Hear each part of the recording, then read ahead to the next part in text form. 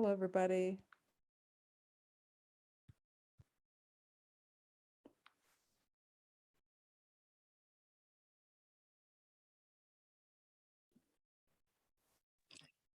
Hi, everyone. Sorry about the delay, but we made it in time, and now I know what's going on with the Zoom accounts. So not sure how we're going to fix it, but at least I know what it is now. So Carrie, you're host right now, right?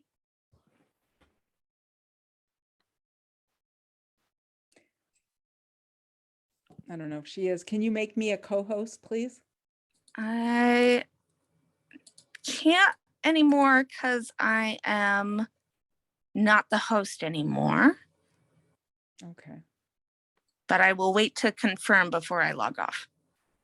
Carrie, are you there? Sorry, I didn't realize I muted myself. So I can make you a host, but it does not allow me to make you a co-host. Okay. Well, why don't That you, makes sense. why don't you make me a host, because I'm going to have to screen share some stuff. Okay.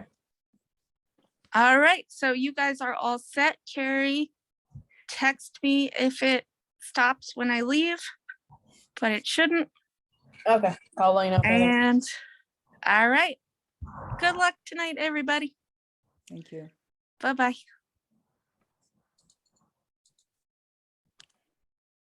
Hi, Robin. Hi, Beth. Hi, Janice. Hello. Oh, I can't believe how many things you have on your agendas. You have so much stuff coming in the door. My so much goodness. stuff. And we're so booked. Yeah. It just never ends.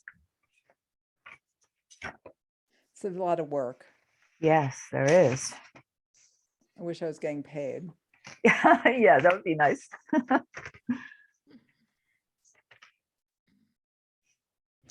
Well, we've got a quorum. I'm assuming, hold on one sec.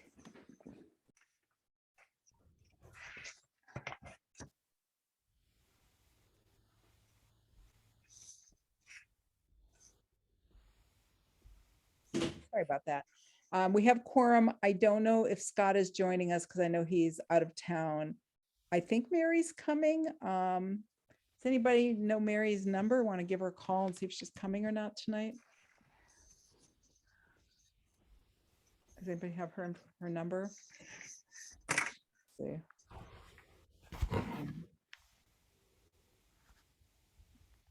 Find her number. I'm calling her.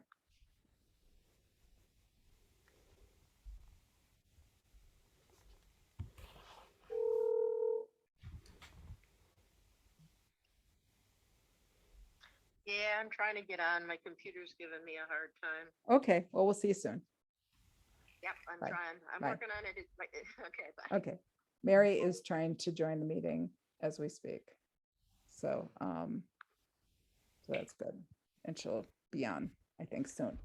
All right. Well, it's 7:03, so let us call the meeting to order.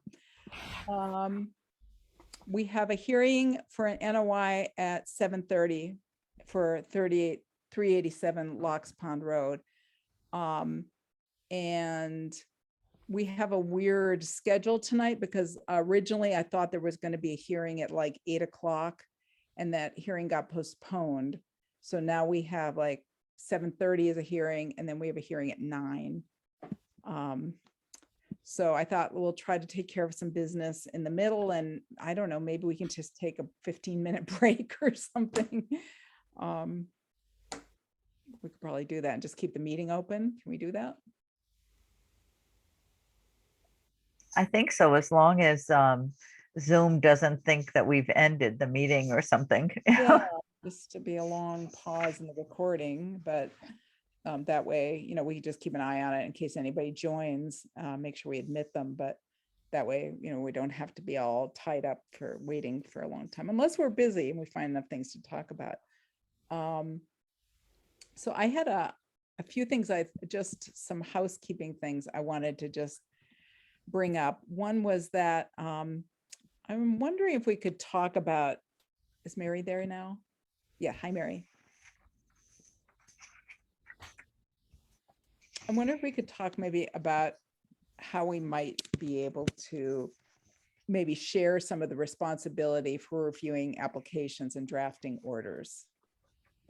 Because I'm finding it's, with everything else I'm doing, coordinating the commission, I'm finding that that is becoming a very time-consuming piece.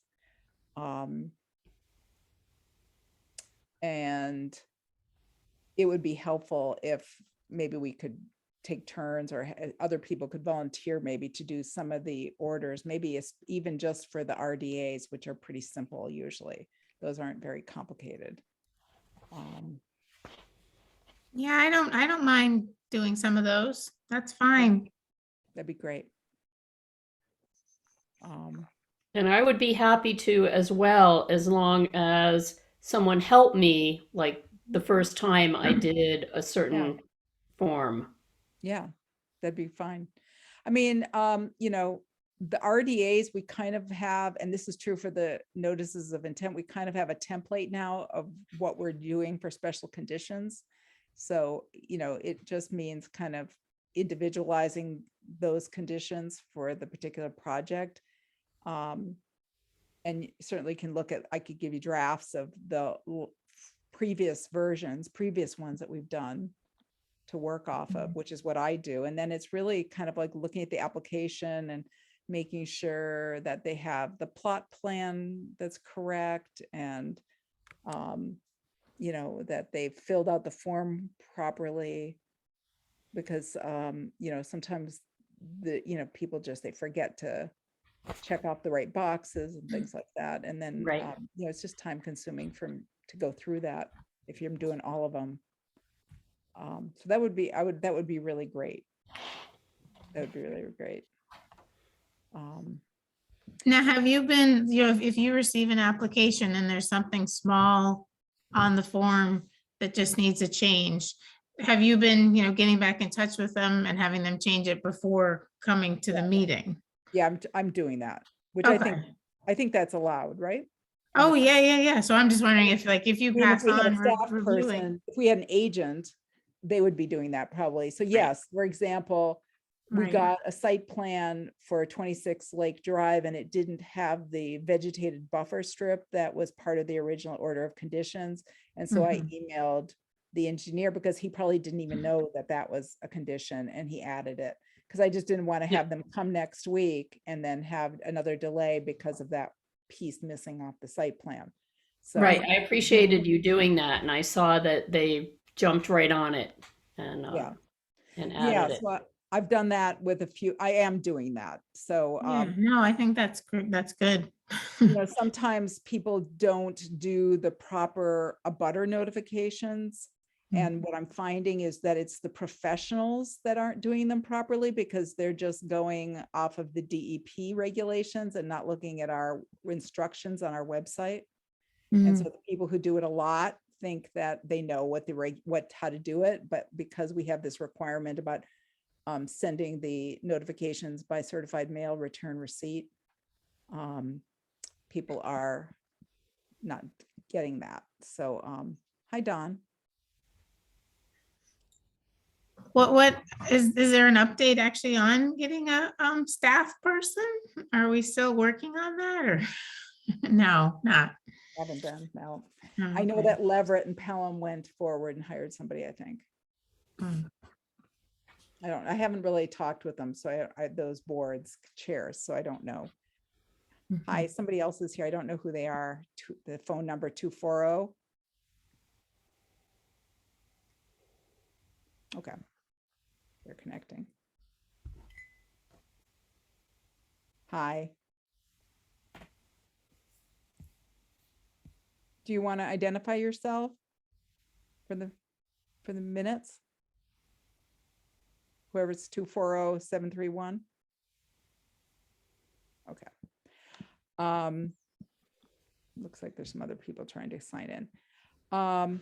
The other thing I wanted to ask for your help with at meetings is reminding me if we're making a decision to ask or have a discussion about whether we should take a formal motion and a vote.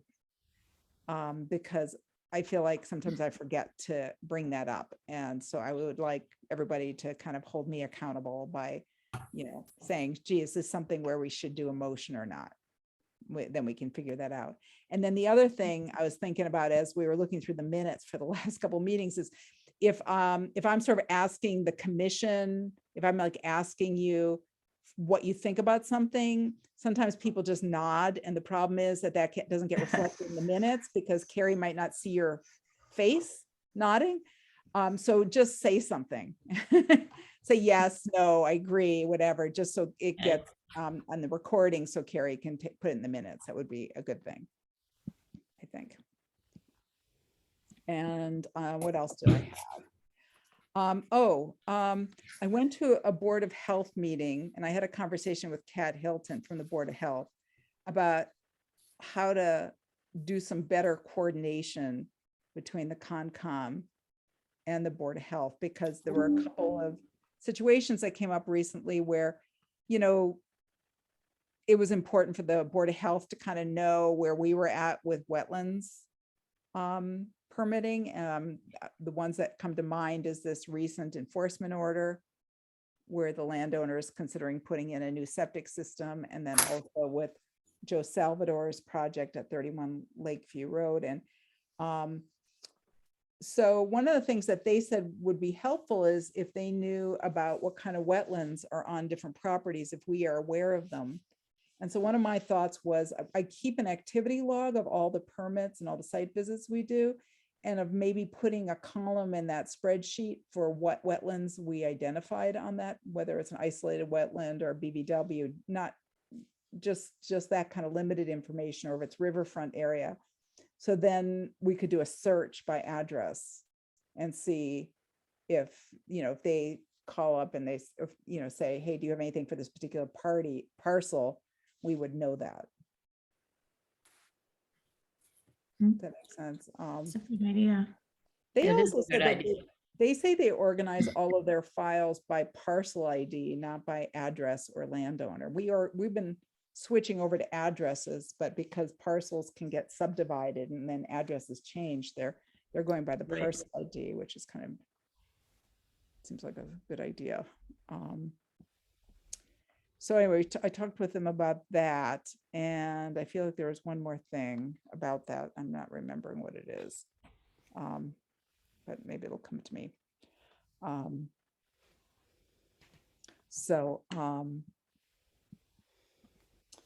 And just because I'm trying to reach out to them if I know that somebody is applying for a septic, but I think even with the property that we're looking at tonight for an RDA 421, they had already submitted their septic design, and there are wetlands on the property. It looks like the septic is well out of the buffer zone, but it just made me realize, gee, if we find some wetlands on a property, how would we communicate that to the Board of Health so that they know when they're issuing permits?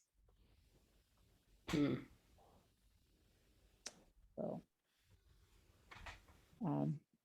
anyway, so that was all I had. We got 15 more minutes. Should we go through the minutes? Did you Yeah, guys get that- a chance to look at the Sure. minutes? Yeah. Minutes were a little intense to do for Carrie and for me. The last two meetings, they were kind of a bear because the meetings were very long Yes. and there was a lot of back and forth. So any for the May 12th minutes, any comments or revisions? Anybody? I had a comment, but I wasn't sure if I was supposed to read the one that had your edits or the other one. I used the other one because it was 1 kilobyte bigger, and I thought maybe that was a more final copy. That could be. I'm not sure.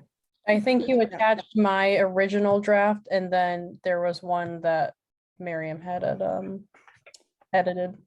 I think Okay. I think I just labeled it. I just took the Miriam edits out of it.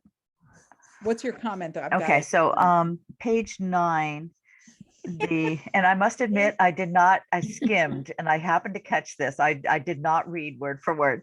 But Oh page my God. 9, under highway department sites for summer road Yes. repairs, Yep.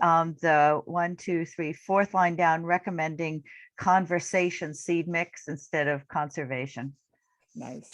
That's it. Awesome that you found that.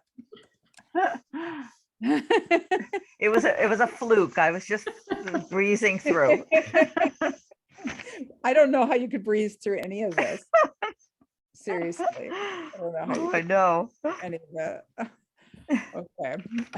That sounds like she made a typo and autocorrect Yes. turned Yep. it into the other Yeah. word. That's what I Yeah. would think. Yep.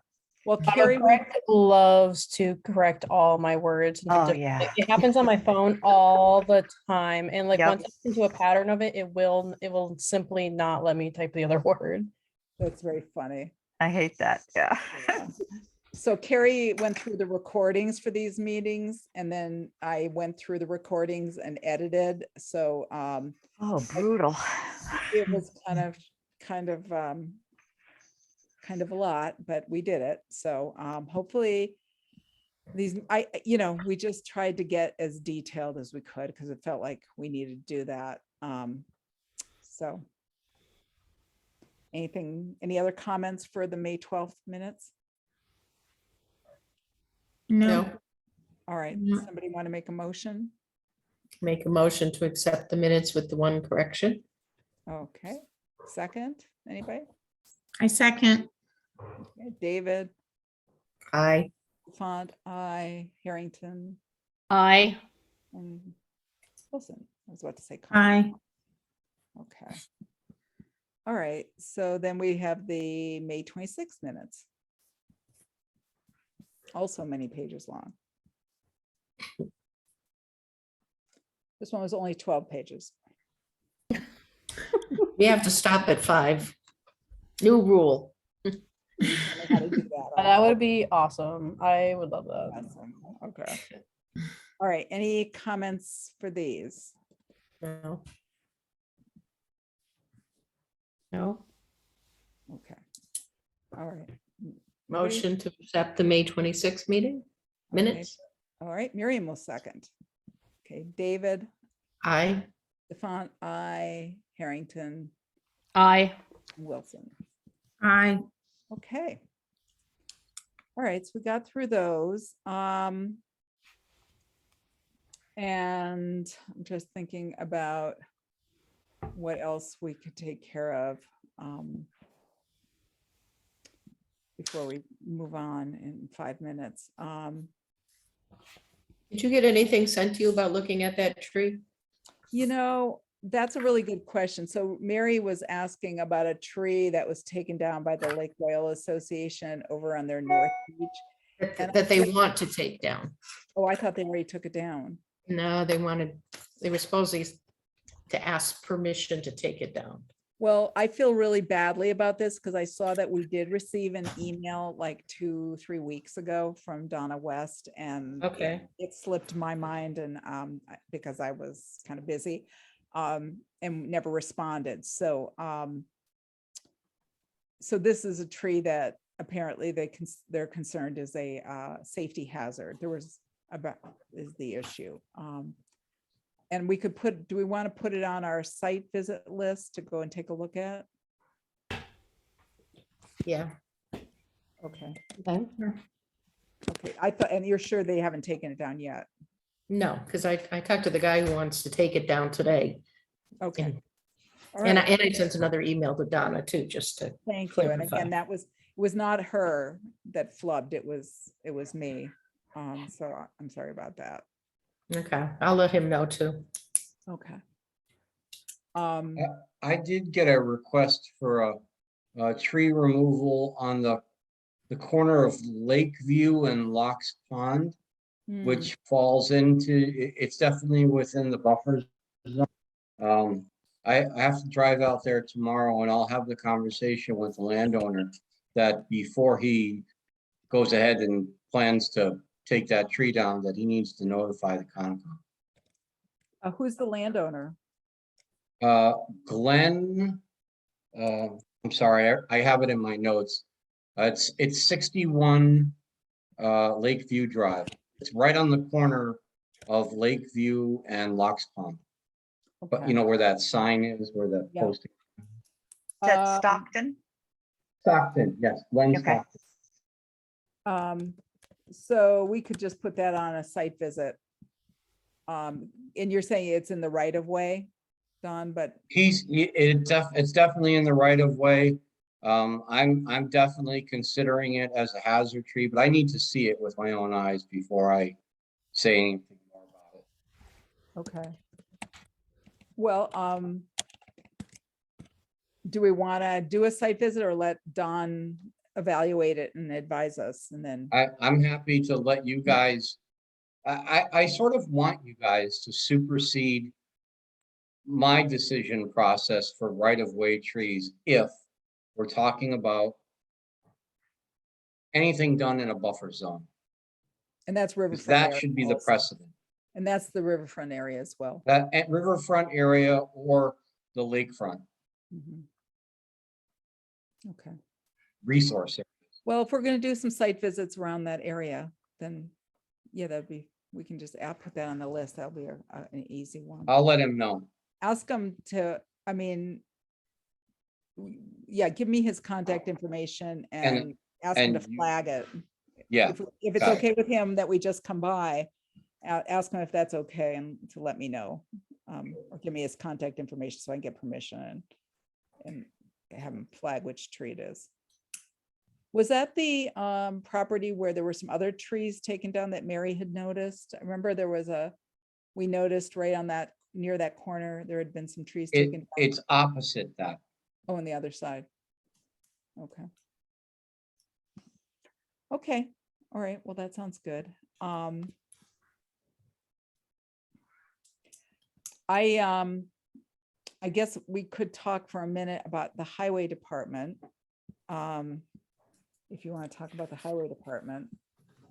I went out and met with Tim and Becky today and looked at a couple of locations.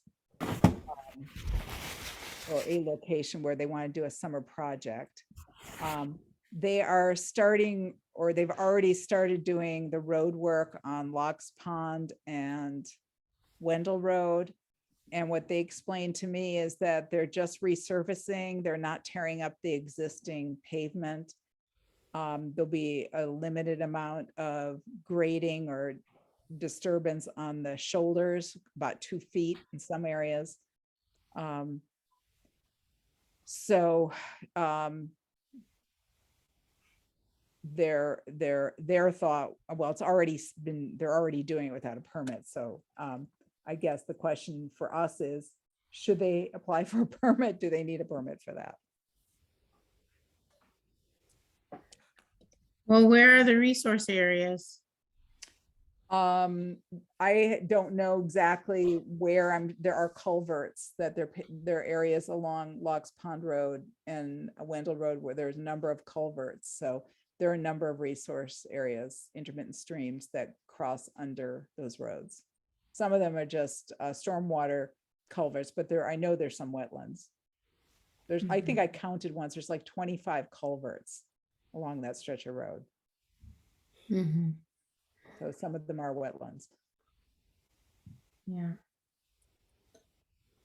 Well, under the Wetlands Protection Act, resurfacing, if you're not widening, is exempt. Yeah, it sounds like they're not widening. I don't think they're widening.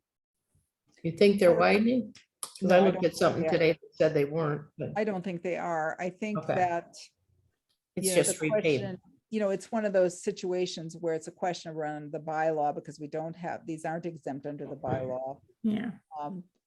I guess if they're not doing any stormwater management, if they're not enlarging on stormwater features, and they're not widening and they're not tearing, I guess I would feel differently if they were actually tearing up all of the existing pavement because that involves Or I more. would be concerned if they were gonna not just resurface, but if they were going to grade it down below the current road surface, or if they were gonna pave the swales on the sides of the road.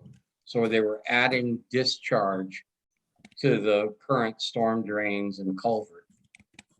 I think resurfacing is kind of a pretty, well, I won't call it clean. It's a cleaner process than digging out the whole road bed. Because the one main concern I have about any time roads get done is how you clean the equipment. The rollers, the graders, all that stuff, the way you clean it is you spray it down with diesel fuel. And then that just sort of runs the road. It ends up on the sides of the road and in the ditch. So, Well, what if I were to send I'm thinking that this discussion will lead to maybe writing an email to the town. I'm thinking maybe one of the things we could do is sort of summarize that we don't think this needs a permit, but if they are in the future, we're going to do some of these other things, then we would want them to review it with us. And we might require a permit.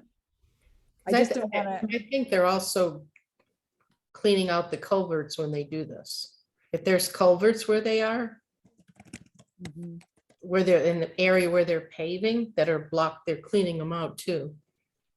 Yeah, I mean, that, I don't have a problem about that because they need to do that. If they don't do Yeah, that. then- it's part of their normal things they do, Yeah, but no, I think that would be normal, just maintenance, but just making it clear that if they were doing more, for another project, they're doing more than just this, that we might require a permit. Does that make sense? Yeah, things like if they're gonna alter the drainage at all, like add any new drainage structures or swales or that kind of thing, anything new, we would probably expect a permit. And certainly if they were gonna widen it or put a sidewalk, not that they would, things like that, we would want Okay. a permit. Is this just the paved part of Locks Pond that they're doing? How far down Locks Pond are they They're doing going? the whole stretch. So from the dirt part of Wendell all the way down to Lake Wyola, down there? I think so. Wow. Okay. The other thing is I went with Becky and Tim Hunting and looked at the area on Sand Hill Road where they want to widen it. I didn't realize where it is. It's actually sort of down towards the Pratt Corner end of Sand Hill Road. If you know where that area is, there's like these power lines and there's like a gate at the power lines. And so they're going maybe a few hundred feet up this hill down to that gate. It's all upland as far as I could see. And there's some steep banks, which they just want to bring down and flatten out. I think the only wetlands are more than 100 feet from the gate. Don, you were going to drive by and take a look at it, right? so I had a chance to take a look at it actually on the way home. Oh, good. And I saw where the water discharges now down there, where Yeah. the swales are now. And it's more of the same, country drainage and ditches on the side of the dirt road. Farther up the hill, by 100, 90, 100, that little stretch there where it's really steep, that's where I see wetlands on the sides of the road that are sort of interacting with the road. Again, this is an area that probably could use swales to be created. I don't know. These are RDAs that definitely would be required. So do you think, the question I have for Sand Hill Road is, do we want to require an RDA or not? I don't think you need one for that section where it's all upland and dry. But if they're planning on working on the section above that, absolutely. Okay. And there is a wetland downstream, because right at the bottom, downhill, at the intersection with Pratt Corner Road, there's a culvert and there's definitely a wetland in that area, but I think it's more than 100 feet. Yeah, I think so. So I think I'll tell them that that's fine. It is 7:30, so we have a public hearing, and I'm just wondering who is here for 387 Locks Pond Road. I see an iPhone and a phone number. Are you come for that?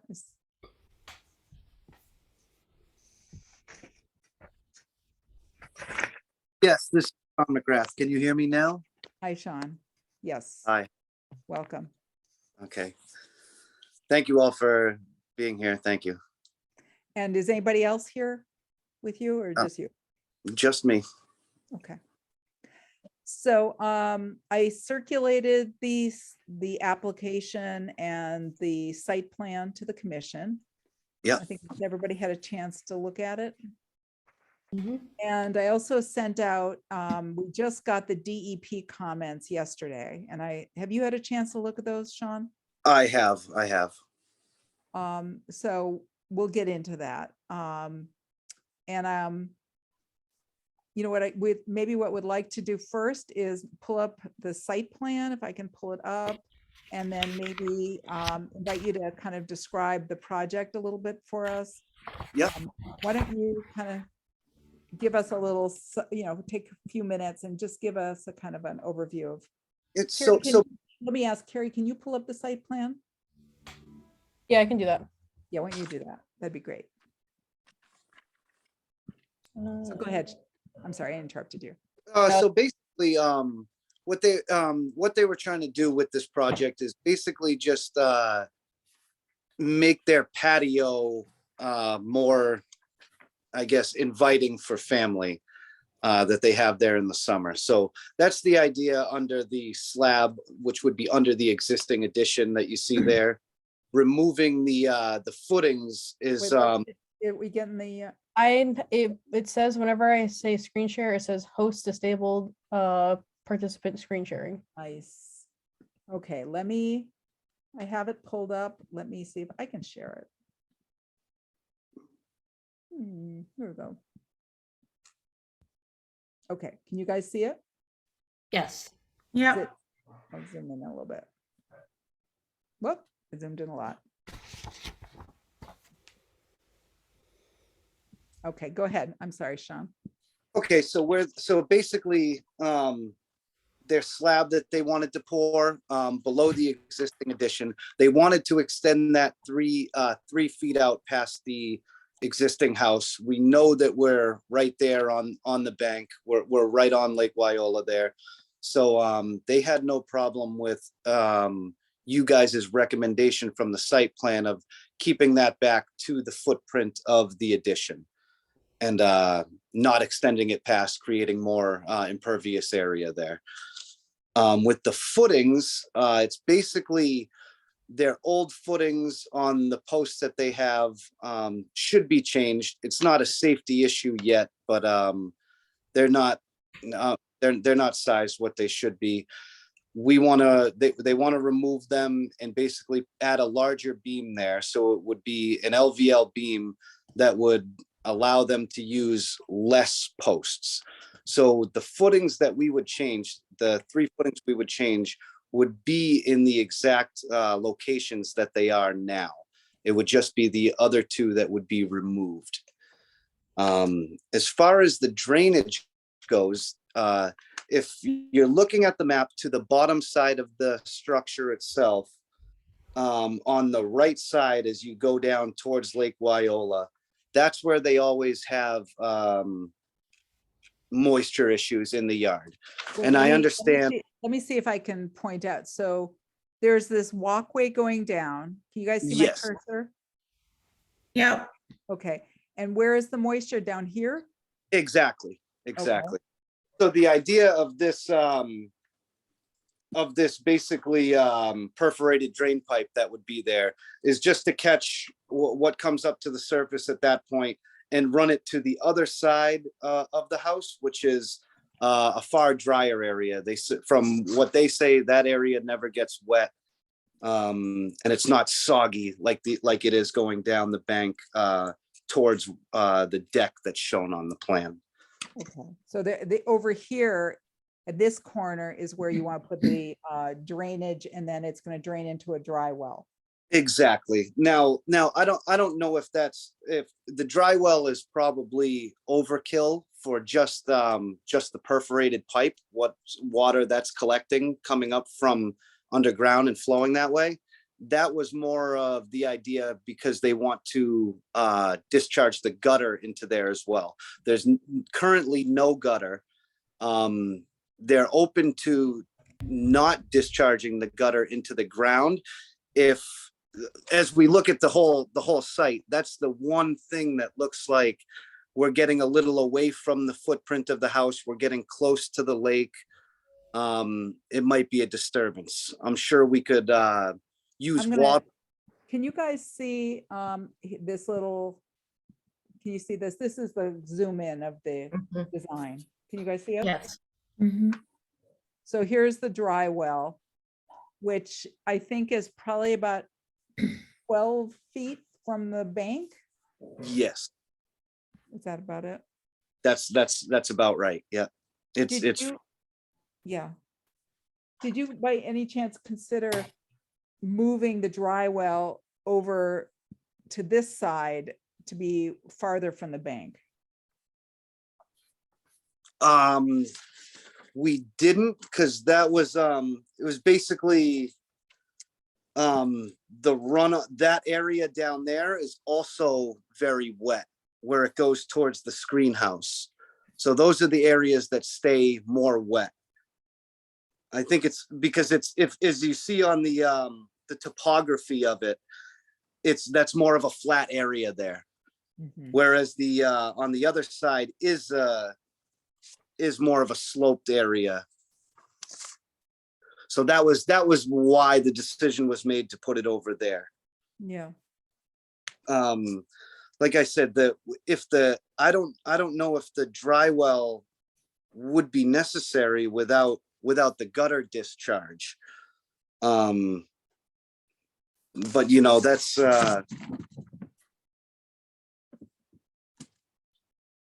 I guess that's a question for tonight about whether, you know, where would the best place be for that, and what's minimizing the effects to the bank and to the wetland area. Yeah, I guess I was wondering, I know when we did the site visit, we noticed that there's a tree right in the location, very close to where the dry well is, that's on near the bank. And, you know, my concern partially was that with added moisture there, that might stress the tree, and then the tree goes, and then you're going to be affecting the bank. The bank's not going to have the benefit of that tree, which is stabilizing. The tree is pretty close to the shore. Well, I would say that the dry well is self-contained, so it's not, if it were to, it would never overflow, but like if it were to overflow, it would overflow to the surface. It wouldn't affect the tree underground. So that's so what are they? I think to the dry well, they were also diverting that shower. What are they doing with the shower? The shower is gone. Miriam had sent me an email, and we cross-referenced with the state law, and I believe that outdoor shower is illegal, as she said. So that shower is going. Okay. How deep Yeah, is the dry well? 4 feet.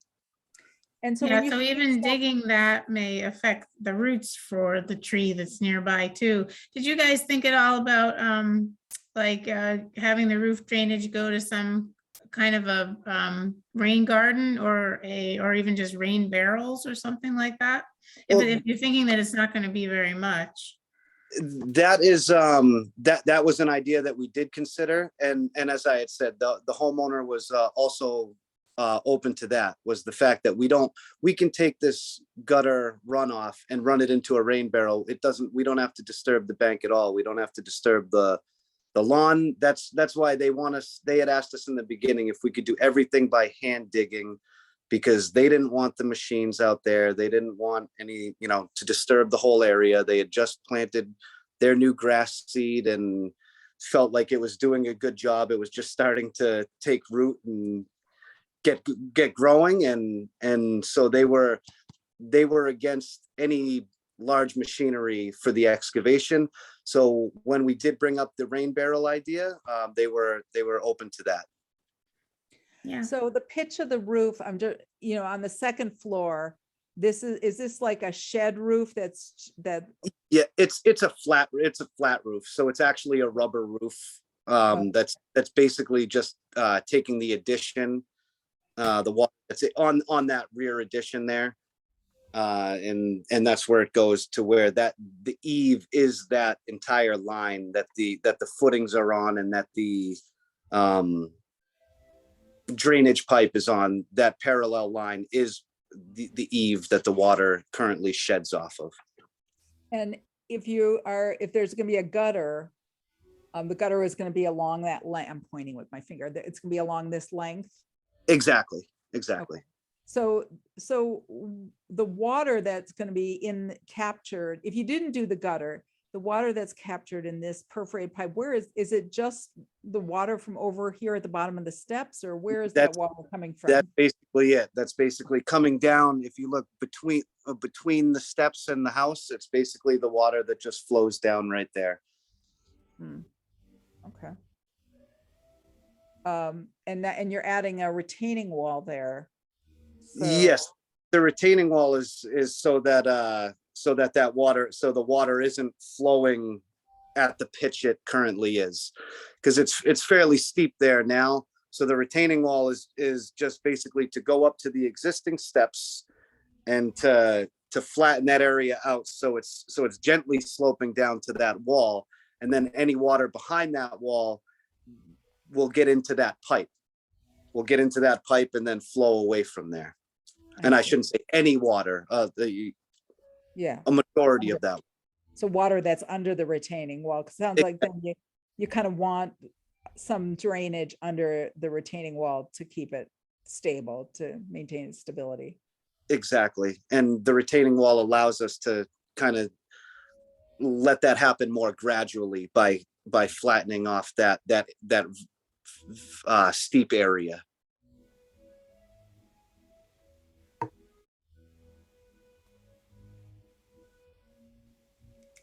Okay, any more questions from other people? No. My question is, DEP's given us some feedback that the site plan, and I think this is a good point, two things. One, the site plan isn't showing where the erosion controls would be, where you're stockpiling materials, or if you're going to have a dumpster for demolition, where that's going to be.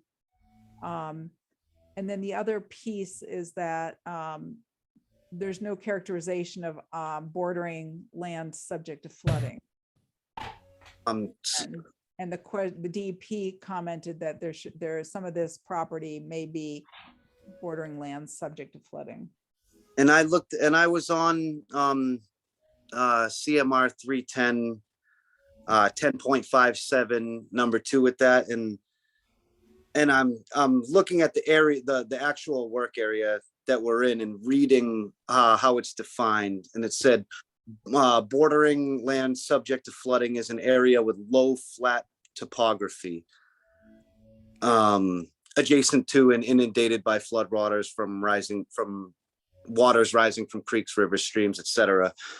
I don't know if we would consider this low flat topography based on the, just the site itself. The topographical survey kind of shows that, where it's not, the topography isn't really, it's quite a steep drop off down to the lake. And I don't think we would consider it a low flat area, the area that we're working in.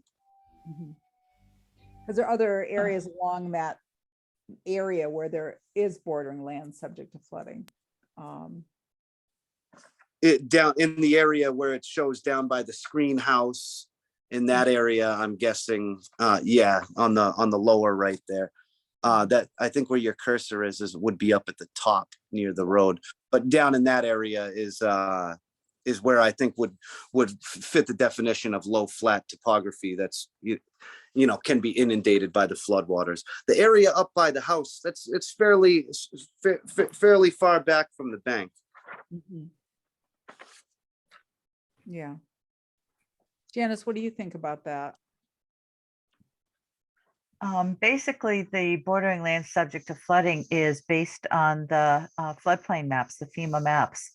Yeah. So I don't know, I haven't looked at the FEMA map, so I don't know what that shows for this area, but that's what you use unless there's been a correction made and going through the system. And Sean, did you look at those maps? I did look at the FEMA map, and I don't see it in any of the floodplains. Because there are, you did see floodplains in this area on Lake Drive, though, because I know that Yeah. we just had Yes. a project last week that we permitted where just at 14 Lake Drive, where there was some bordering land subject to flooding. Yeah, I mean, it's something we can look up. I'm trying to get it on my phone right now. Yeah, Just get the map. yeah, I can't do it while I'm sharing. and If I'm- somebody else and wants to I'm- look at it, that'd be great. I'm wondering, is the concern with that just for the erosion controls during the excavation process? Well, Is- it's, we're approving where the protected resource areas are. So part of the notice of intent is, besides issuing and permitting the work, we're also making a finding about what resource areas we are determining are present. And so having an accurate map that reflects that is important, or we would need to spell out in our findings that, we're not approving that. So we could, sometimes if something hasn't been delineated, we just make it clear in our findings that that has not been approved, which is basically saying it might be there, but we're not saying yay or nay. Yeah. So that might be a workaround. Where are you thinking you'd put stockpiles of materials while you're doing? Not there. There's currently a dumpster on site that he was using to clean out the house. Uh-huh. And it's on the area, as soon as you turn into the driveway from Locks Pond Road, if you're coming down the hill from Locks Pond Road, you Okay. pass Lakeview, and then it's your immediate right. Yeah. And on the right side is the highest elevation of the property, basically. And that's where that's where the dumpster is now. That's where any materials would be placed. But honestly, there's not going to be a stockpile of materials. We have 3 6x6s and a beam, and when they show up, they go in. So it's not something that would be sitting there. You've got the forms, and you're going to have some sand or gravel under the footings, under the retaining wall. It's stone. It will be done in trap rock and stone, so that it's permeable. The water is always able to pass through it. For the footings, it's just 3 2x2 plastic tubes, plastic footings, and the sonotubes. They're really, we've had the material for the project for a while, so we have it stored at our own shop. So there's no reason for us to stockpile it there until we're ready. It's not a job. Most of our work that we do is towards Boston and farther away from here. So we're in New Salem. So this is a hometown thing that we're not worried about, like stocking materials at the job. Anything that we need, we can take from our own shop. Okay.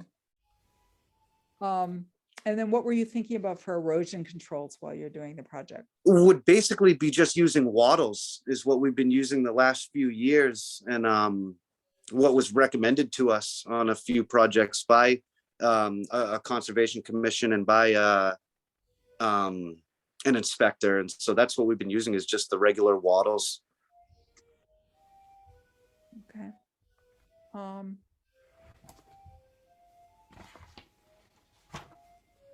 So about the outdoor shower, because it's on the site plan, we would probably put a condition in saying that we are not approving that. Mhm. Um, I don't know if you have to put it in saying that it's against state law and it should be removed, but must be removed. Well, However, I would probably defer, I don't know what other people think. I would probably defer to the Board of Health, and actually somebody from the Board of Health is here. We can, maybe she wants to speak up about that. I don't want to say yay or nay about I would just say we aren't approving it, and it's up to them to tell you what to do with it. Do you and want I to say have, something? So Kat Hilton's here from the Board of Health. Do you want to say something about it? Well, yeah, I came here because of the concern about that shower, which, as everybody knows now, is illegal. It should be removed. And if it's the normal thing that would happen is that the Board of Health would send a letter ordering it to be removed and then presumably have it inspected thereafter.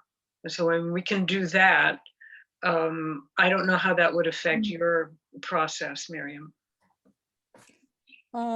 I think that, and I maybe hear from other people, my thought is we would just say in the findings that we're not approving it, and leave it to you to order them to remove it and inspect it. I don't want to be in the position of us inspecting whether it was removed or not. I don't think. Oh, no, that wouldn't be your job. We would send our inspector to do it.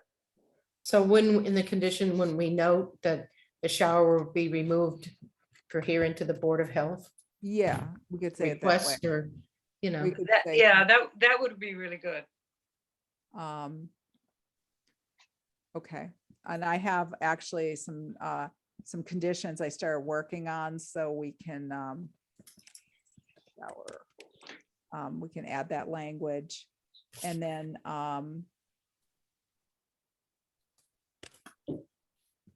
make it. What do people, there seems like there's an option here being proposed to not have the dry well capture downspout runoff. What do you guys think about that? So would it still exist to take the perforated pipe? Are we talking about not having the dry well at all? Or are we just talking about having it not take the roof drainage? well, if the roof drainage wasn't going into the dry well, then the perforated pipe isn't ever going to have enough water in it to require it to go into a dry well. It's just good. I mean, that's the nature of it. It's perforated. It only has that little amount of water that can actually sit in the bottom of the pipe and be run away. Don, So- you've got your hand raised. Don, you've got your hand raised. I'm sorry, did I cut you off? One of the things about the roof drainage that is consistent with all of the other findings the Concom has had for surrounding the lake is if you get rid of the French drain and put a rain garden in its place that allows the water to slowly percolate in around the tree rather than drowning the tree or causing the tree to become soggy and uprooted, then we're not losing bank. We're trying to retain bank with vegetation. And one way to do that when you're channeling roof water is into a rain garden. You don't really, if you weren't so close to the shore, you could probably just get away with a rain barrel and be fine. But the French drain idea, I think the Concom needs, this is my opinion, the Concom needs to be consistent in saying that wherever you're that close to the shoreline, that you want slow percolation into the soils and to retain as many trees and as much vegetation as possible along the shoreline. So to me, I like Beth's idea. Just, if you're going to use it for roof drainage, okay. If you're going to use it for that other side of the house, okay.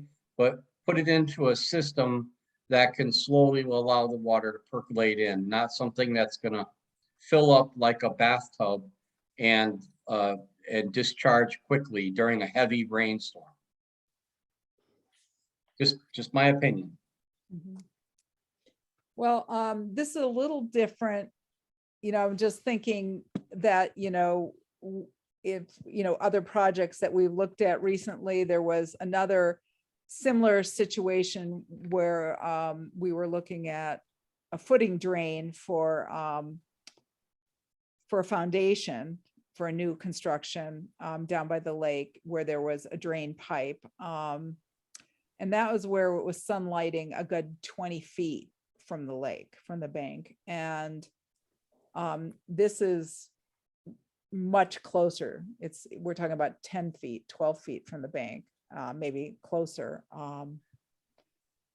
And, we talked about another project recently where there was discussion about an infiltration trenches and rain gardens and bioretention.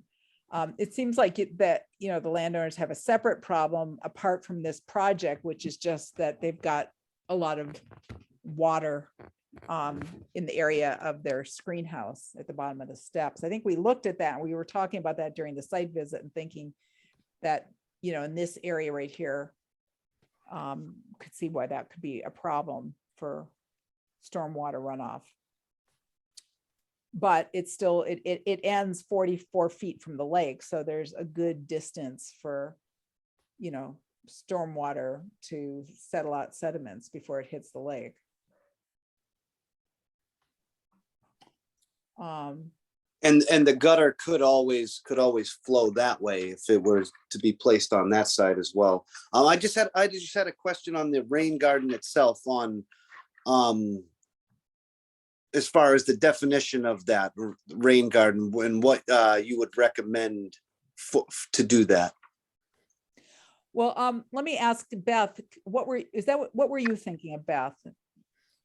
Yeah, I was thinking, well, and I was thinking at the other end, I guess, where the dry well is, but where you guys are talking about now is further from the lake. If the water can go in that direction to sort of where, the bottom of the steps, but out a little bit, you could actually make something that's further than the lake. But the rain garden, I mean, usually you base sort of the size of it on the volume of water that you think that you're going to get, but a rain garden is really simply a more shallow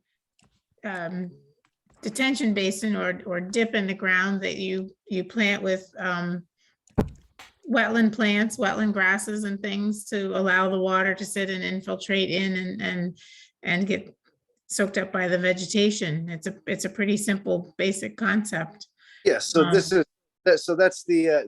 basically the idea that we had, even with the dry well on the plan.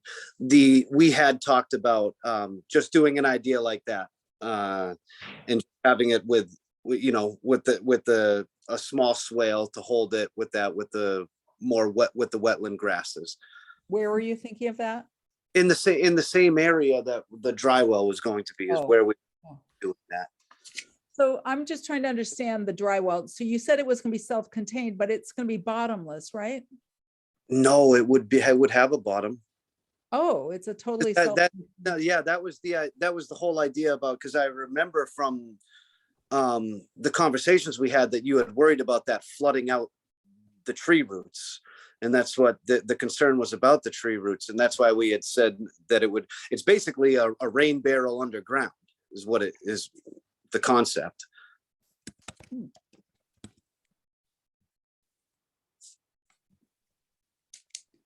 And so you're, I think, so one option would be not to add as much water to it. And are you saying, Sean, that if you weren't going to be having the downspouts that you think you could do without the dry well, or do you think you still need it? I absolutely think so.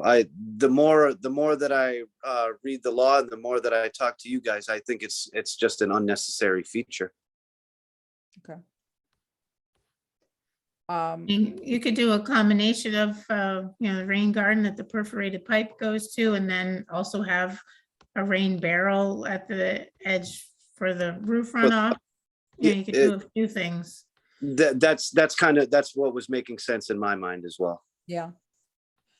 Well, I like that idea. If you're agreeable to it. I am. Yeah. It just feels very close to the bank to be doing the excavation for it. And I think it would affect that tree. And as I said, the homeowners want, they don't, like I said, they just planted all their grasses there. If we can avoid doing that, then they'd rather us do that. They'd rather us not dig up the yard there. Okay. All right. I have one more question. Yeah, go for The it. DEP mentioned, and in the original NOI, you had the 40 feet of bank being impacted, but there isn't any bank being impacted. That was kind of I was thinking the length of the perforated pipe was 40 feet, and that was technically the area being impacted. I guess that's not true. I was just trying to make sure that if that was considered bank, that we would be putting that we were affecting that. But if that area right there is not considered bank, then it should be scratched. Yeah, so it's actually it's all buffer zone. Yeah. Right. So I was thinking when I was looking at the draft, and maybe before we close the public hearing, we could talk about conditions a little bit, so we can have your input. I do have some draft conditions that we could talk about. Which I Please. can screen share, but any more comments or ideas?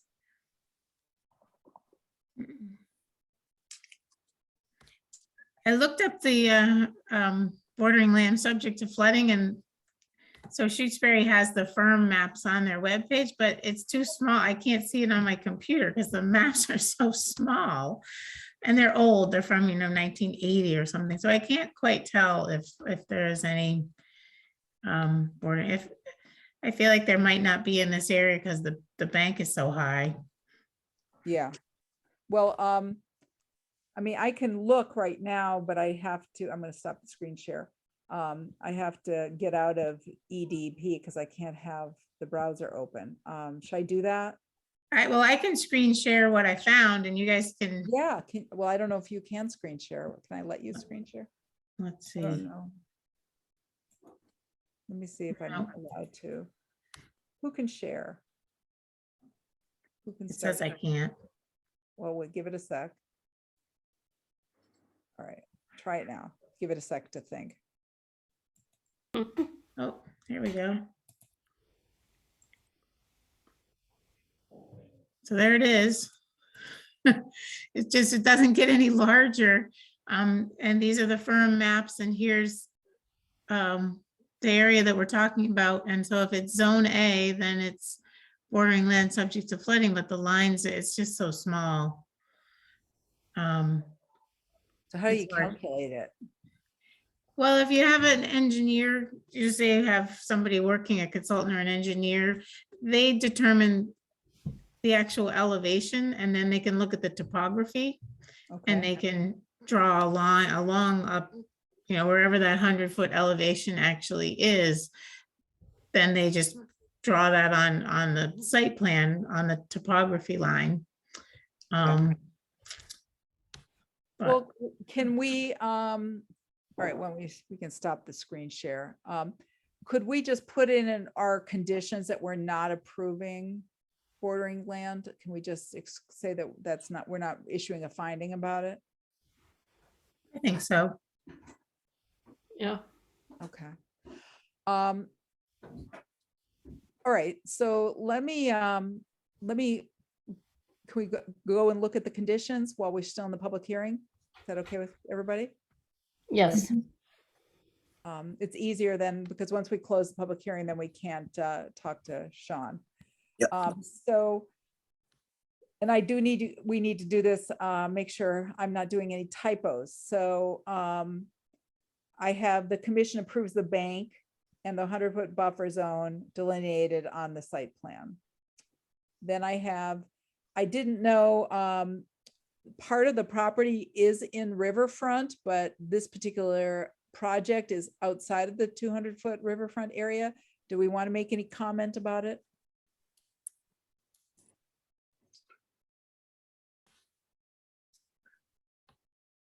Yes, no, maybe? Not. Mm. I don't think so. Okay, that goes bye-bye. Then this comment, which is kind of boilerplate, that the buffer zone is a protected resource under the bylaw. And then the project is within the 100 feet of the bank. And then here is where the floodplain, so we want to say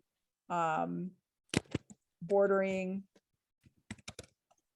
land subject to flooding is neither delineated or approved by the commission.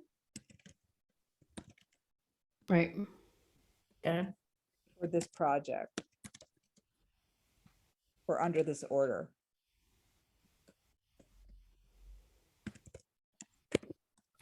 How's that sound?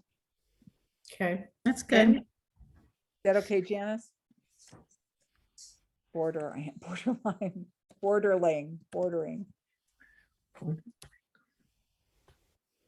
right, so that's okay. And then Lake Wyola is listed. This is just again boilerplate about Lake Wyola. And then the project includes replacing footings for a 3-season room, pouring a slab underneath the addition, adding a retaining wall, stormwater drains, and no dry well.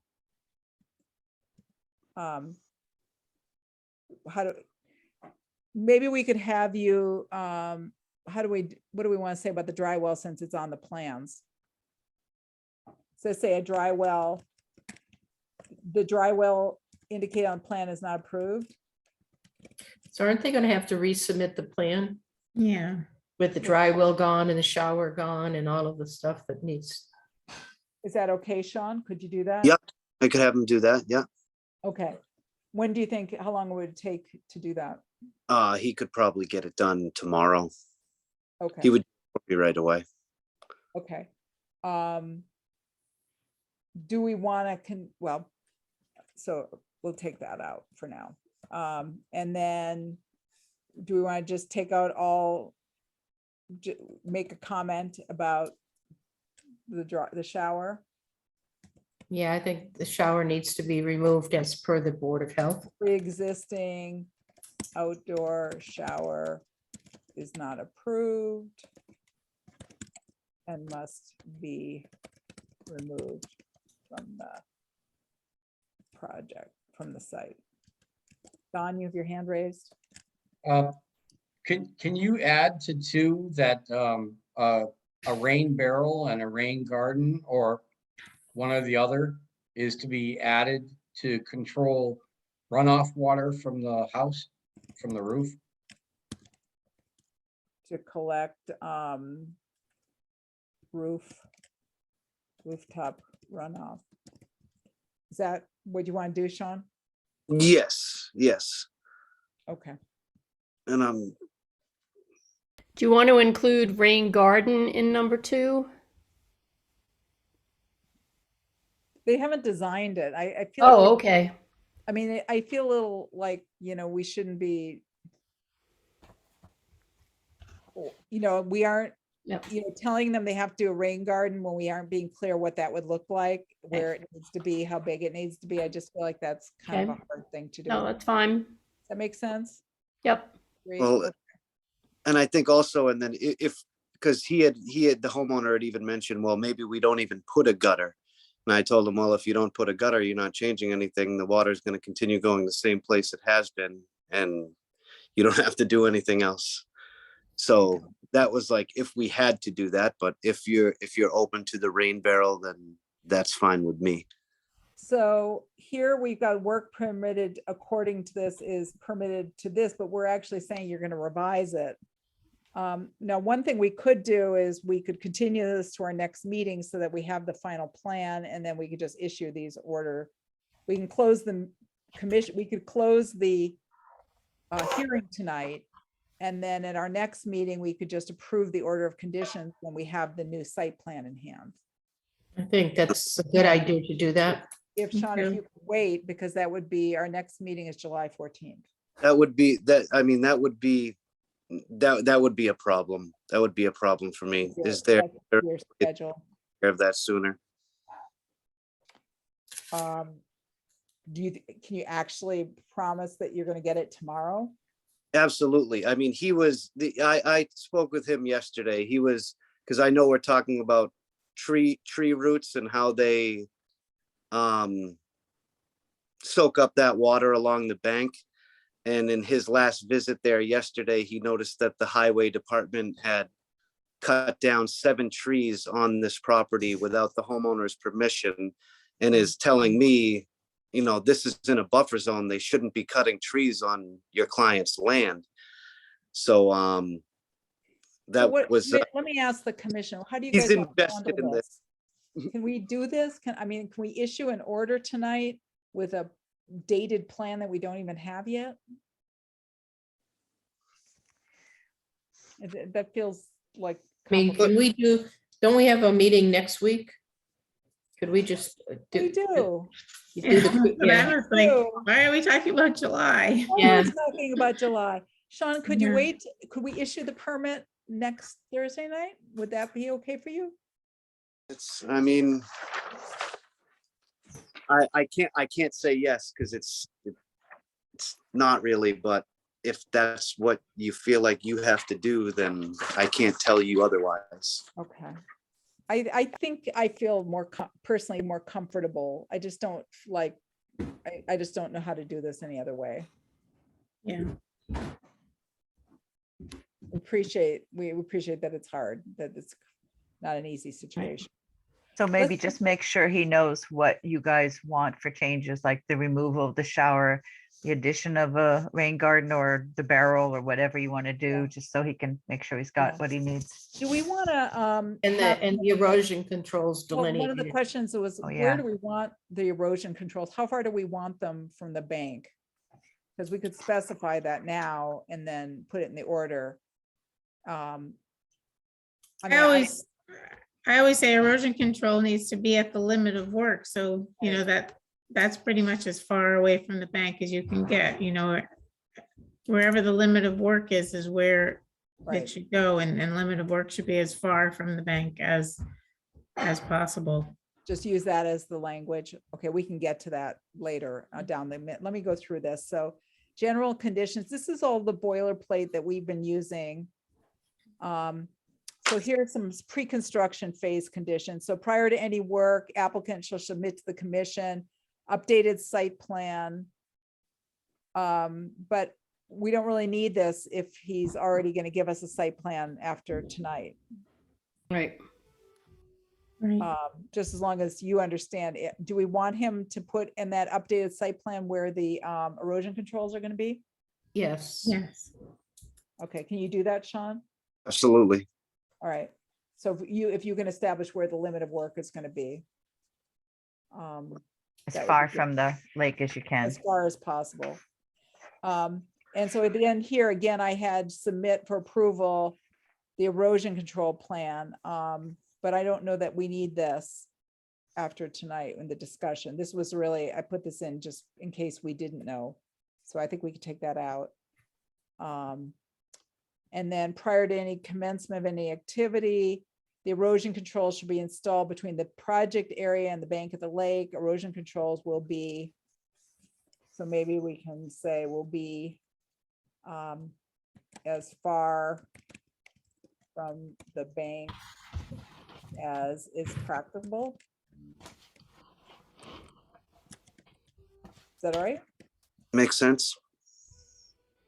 Yeah, the practicable sounds like too much of a judgment, you know, it depending on possible? who's looking at it.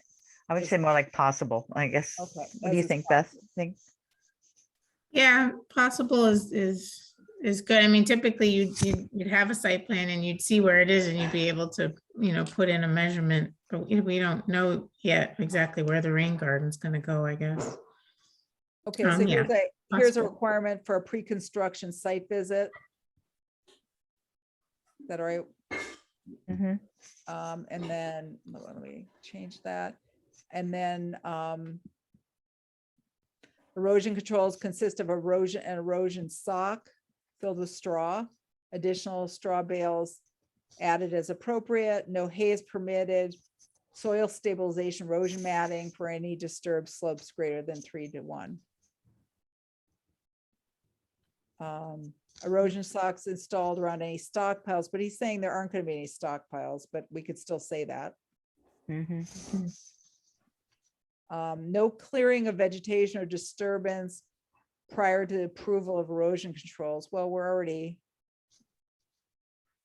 From the site visit though, I mean, you're gonna check to see that they're in place prior to properly. the pre-construction site visit. Minimal disturbance of shrubs and herbaceous plants may be allowed if absolutely necessary. No tree removals are approved with this order of conditions.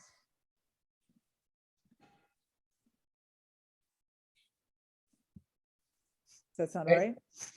I just wanted to add in that the tree removals that the town has done there were done within the right of way that the town asserts from 25 feet from the center of the road, and that the road's being repaved. Okay. We encourage the town not to remove trees within the buffer zone, but that's not something we're going to state on an order of conditions for a No. private landowner. Right. It's unfortunate to lose the trees, but Okay. Well, I think his concern also was that the surveyor's concern was if that the town does maintain that as a right of way, then it should be drafted on the deed and on a survey as a formal easement. it's a formal easement in the form of Chapter 87 of Massachusetts state law. Okay. All right, well, let's move on. Let's not, let's move on. So construction phase conditions, these are all standard boilerplate. If there are any unconsolidated materials, like if you're having any piles of sand or gravel, we'd like them tarped. And have erosion controls if, I mean, if it's riprap or trap rock, you know, I don't think that needs to be tarped. So what do you want to say for this one? Is there any?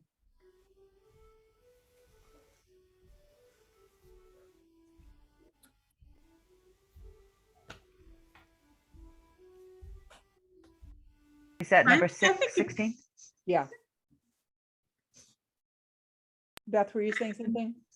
I think it's fine because it's just a standard condition. If Yeah. it's used, if not, it's just there. I Okay. think it's fine. All right, so now here, so limited tree, this was an old condition from another project, removal existing vegetation we kept to a minimum. Erosion controls remain in place. And then these were some more boilerplate that I thought might be a good thing for us to incorporate. I got these from the MAC sample conditions for orders.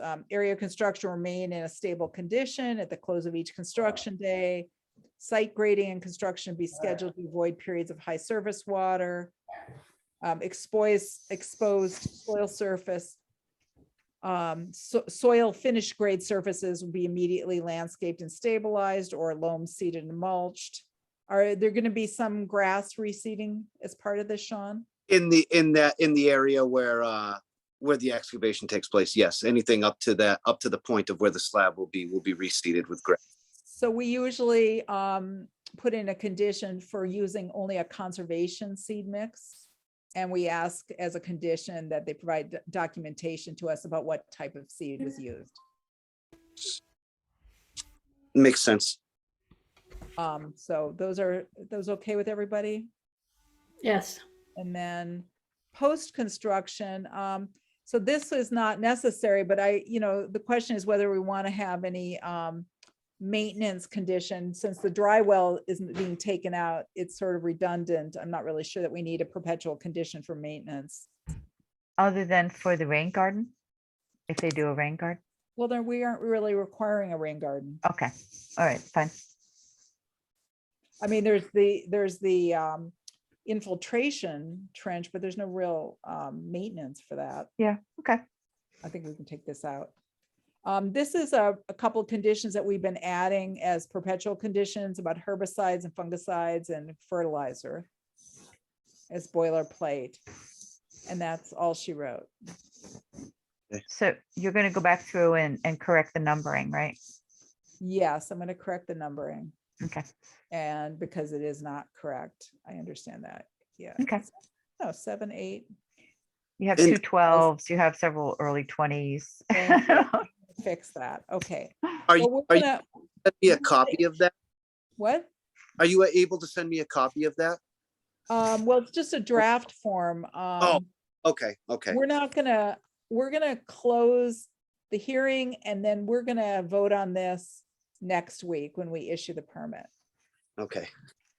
So I'm gonna stop the screen share.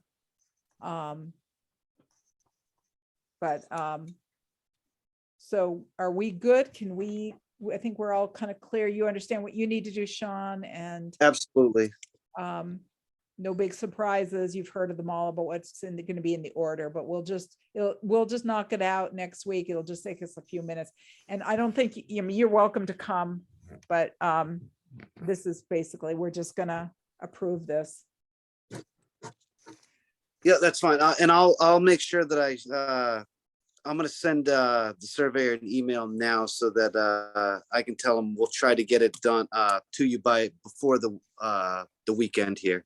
We'll see if it takes him till Monday, but I know he'll get it from me right away. Right.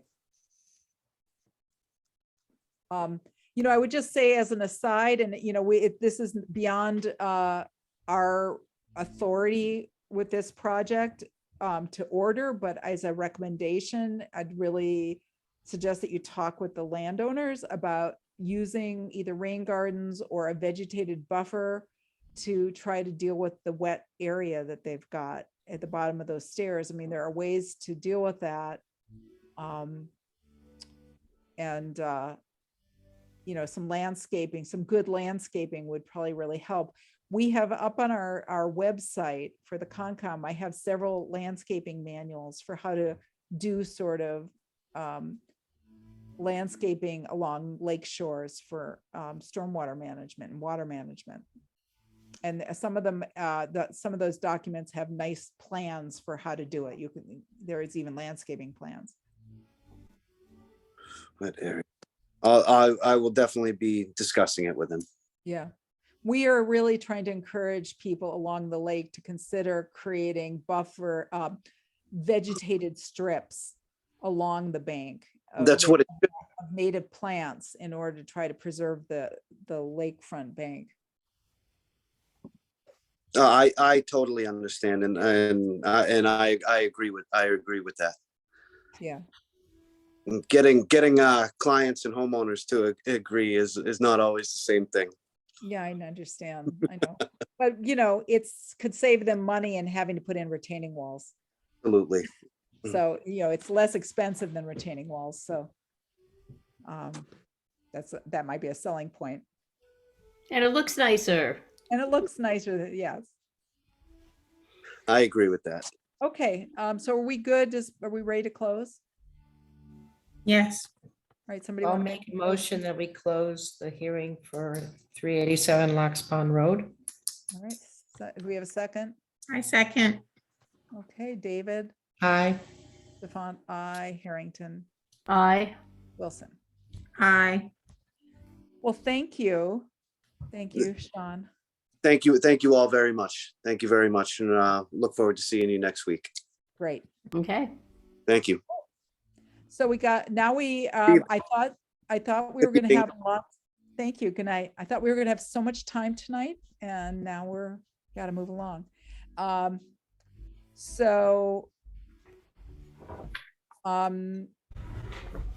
of the issues that I wanted to bring up for tonight that was on the agenda is the order of conditions that we just issued for 14 Lake Drive. After we issued it, Donna McCallum contacted us and pointed out that there was a typo in the order of conditions, that it said something in the findings that wasn't correct. And my understanding about it is that we can correct from, I checked and looked at what the guidelines are, because it isn't involving a substantive change in the order of conditions. We can correct the order and just issue it now. Without going through a whole public hearing thing, because it was a typo. So what I want to do is bring it up and show you what the problem is. I'll screen share it, and I'm hoping that everybody will agree we can just correct this. And I feel really badly that it happened, and this is why I shouldn't be doing anything after 9 o'clock at night, because my brain stops working. Let me see if I can get it to screen share. So we only have 35 minutes then. What? For tonight, if it's a 9 o'clock deadline. Yeah, well then we're really in Yep. trouble. Okay. So let me screen share this, and here. So what I did, can you see it? Yep. Yeah. In the findings where we described the content of the project, it says here that, oh, this is the new revised one. Oh, I'm sorry. It does not have this sentence. I'll show you it. It does not have this sentence. Instead, what it says is that the side yard setbacks are 15 feet. And that's incorrect. One of them is 15 feet and one is 10.3 feet. So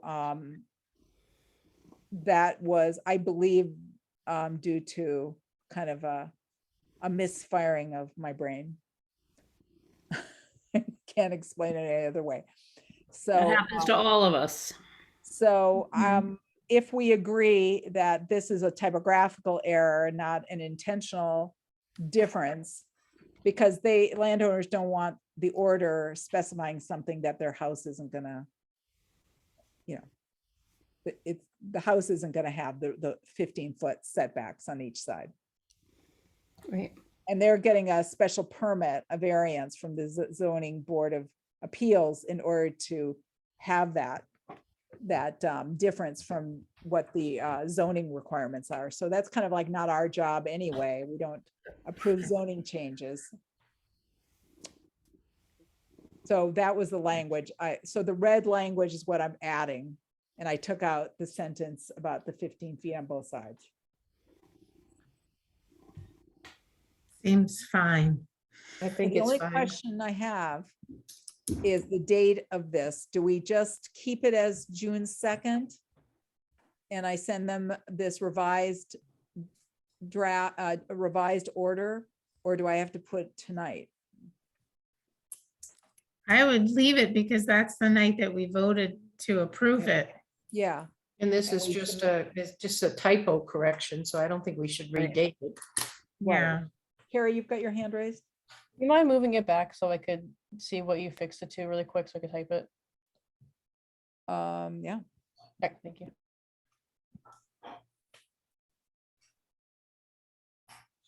Okay, so I'm going to actually, when Carrie, if you're done, I'm gonna stop the screen share and just show them what the final version was. Let me pull that up because I already have it all done.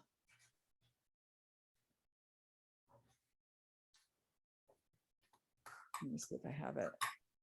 Nope, that's not right.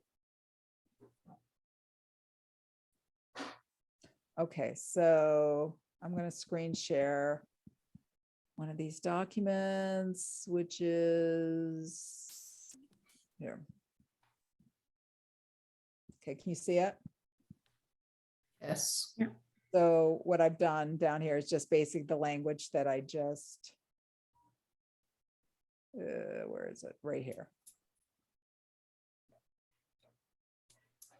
That same language, just not red. Mhm. Okay, so could somebody make a motion to approve this minor clerical correction to the order of conditions? So I'll make a motion that we approve the clerical error on the special directions for 14 Lake Drive. the special conditions. the special conditions. I We're not second, approving the error, we're approving the Yes. correction. The corrections. Sorry. Okay, second, I second, okay, David, Aye. Stefan, I, Harrington, I, and Wilson. Aye. Okay, great. So next on the list, we got an RDA for a project on DCR land on New Boston Road. There is an old stone bridge that they are repairing that goes over a brook. Mhm. And they are asking us to waive the requirement for an abutter notifications because it's a really large parcel and they own a few thousand acres in that vicinity. And I told them that I would need to get this approved by the commission. I guess the question I have is, there are houses down on Cooleyville Road, and for other large parcels, we haven't waived this requirement. For the Ames Brook notice of intent, we didn't waive that requirement. They asked also. So I'm wondering, do we want to be consistent or do we want to waive it? Because they own all the, it's all state land. I do think we should be consistent, especially since in previous meetings, many people have spoken up about the importance of receiving abutter notices. that's true. And even if it's a big piece of land, if they don't have if there's still not a lot of abutters, then it shouldn't be much of a burden Shouldn't be for an them. The only time that I even think of considering waiving it is when it's like a condo complex or something, and somebody's gonna have to notify 500 people. But Yeah. if it's only a small number, then I don't think that we should. Okay. All right, so I will tell them that's a no, that we aren't going to waive it. We got a draft conservation restriction language for the Pearson conservation area acquisition, and we need to approve it. I sent the draft to people. Right. Has everybody had a chance to look at it? I did, and I do have some questions. Okay, let me see if I can pull up the document. Hang on one See if sec. any Concom members have any, Give me comments a first. second. Just give me a second to also try to find it. Yeah. I know I had it pulled up, but now I can't find it. I will find it. Give me one sec. If you want to start talking while I'm looking for it. Okay, did other people have comments? I don't want to jump in front of people, so. No? Yeah, I'm gonna pull it up. I found it. And it is right here. Feel free to jump in. Okay, Okay. here it is. Everybody see it? Yep. Go for it, Janice. Okay, so on page 4, item number 11. I don't know, the heading starts on the previous page, so it's whatever that is. Okay, adverse impacts to stone walls, boundary markers, I'm wondering, I'm feeling like there should be something more about cultural stone features. And they do mention it under the forestry section all the way, let's see, back here. Let's see, forest management on page 6, number 13. They mention activities should avoid any stone structures or historical and cultural resources and shall be reasonably required to prevent any damage thereto. So Wait, it's it. Wait, page 6. I'm on page 6. Okay, number 13. There, so the last part of that paragraph. Oh, right. Activities shall avoid any stone structures. So I think that should be not just for forestry, it should be up front in that section 11 about adverse impacts to stone walls, that there should be something about those other stone features, however they refer to them. At least that's my suggestion on it. It's not being ignored, but it's just not being put up front. It's only for forestry. So we want to say, and any other boundary markers shall be avoided. Well, I think just to maybe add something about stone structures or historical and cultural resources. Adverse impacts to stone walls, stone structures, historical and cultural resources. These are the things that are not allowed. And cultural resources. Yeah, shall be avoided, period. Be avoided. Okay, I like that. Okay, and then Wait, on. Wait, I messed up the Oh. number. Why did it? Why is it messed up? Hang on. I think if you backspace to get it to be part of number 10 and then, Okay. yeah. all right, Okay, Okay, got it. And what okay. else? And then on page 5, under 7 for trails, section A. I'm just wondering, to me, 8 feet with a treadway of up to 4 feet is just asking for ATVs. And I don't see why it needs to be that wide. I'm just wondering, I can't believe that's what they require all the time. And it may just be, you know, a case of asking them if it can be less so that I there think isn't a problem. Yeah, I think a treadway, what's the difference between width and treadway? I'm assuming treadway is like the path versus the width may be you're clearing vegetation to keep from brushing against it. I'm not sure. Sorry, my phone keeps ringing. I don't think I've seen 8 feet in any of the paths. What do you think would be more appropriate, Janice? I don't know. Beth, what do you guys do in Amherst? I mean, I feel like it varies a bit by project, but I feel Yeah. like 8 feet is pretty wide. That's a truck. Yeah, I think it's just good to ask them why, ask Kestrel why, and if it's a standard that they have in all of their areas that they maintain, and just say we're concerned about it. I mean, I would think that normally 4 feet or thereabouts. Now, they do have a section further in about handicapped accessible vehicles. So maybe you need 4 feet in order to allow some of that. But the 8 feet just sounds scary. Yeah, I agree. Yeah. Huge. Okay. Well, I can, if you Ask. want, before we approve this, because we have to approve something. Yeah, right. So I feel like maybe what we need to do is have these comments, get some feedback from them, and then maybe Yeah. at the next meeting we'll approve it. Yeah. Yeah. Okay, are there Sounds good. more comments? Yes, on that same page 5, item number 5, so it was up a little bit higher. And that has to do with indigenous cultural practices. So again, I think that's good. And it's another rationale for why they should be protecting the stone features. They're allowing cultural use, but they don't stay up front to protect the cultural features. So that's just back up for that, I guess I'd say. Okay, Yeah. I think got that's it. great. And then I think the last thing is on page 7, number 14, the green energy. I know green energy is good and I'm going to sound like a curmudgeon, but it worries me saying that with the approval of the grantee, which is Kestrel, they can construct energy producing structures and associated transmission lines.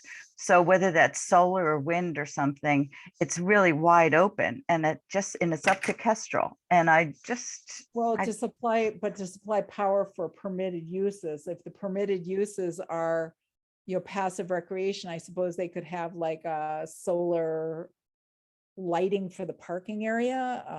I don't know, or for a sign that has solar lighting for. What else could there be? I don't know. It says, well, it's agreed that some power may be fed back into the public power grid during high production, otherwise limited to a capacity not higher than up to 20%. So it's just sort of a question on what they're envisioning with that, I guess, just to make sure there's a limitation sort of on the size, the footprint, it just sort of worried me. Yeah. I just don't know what I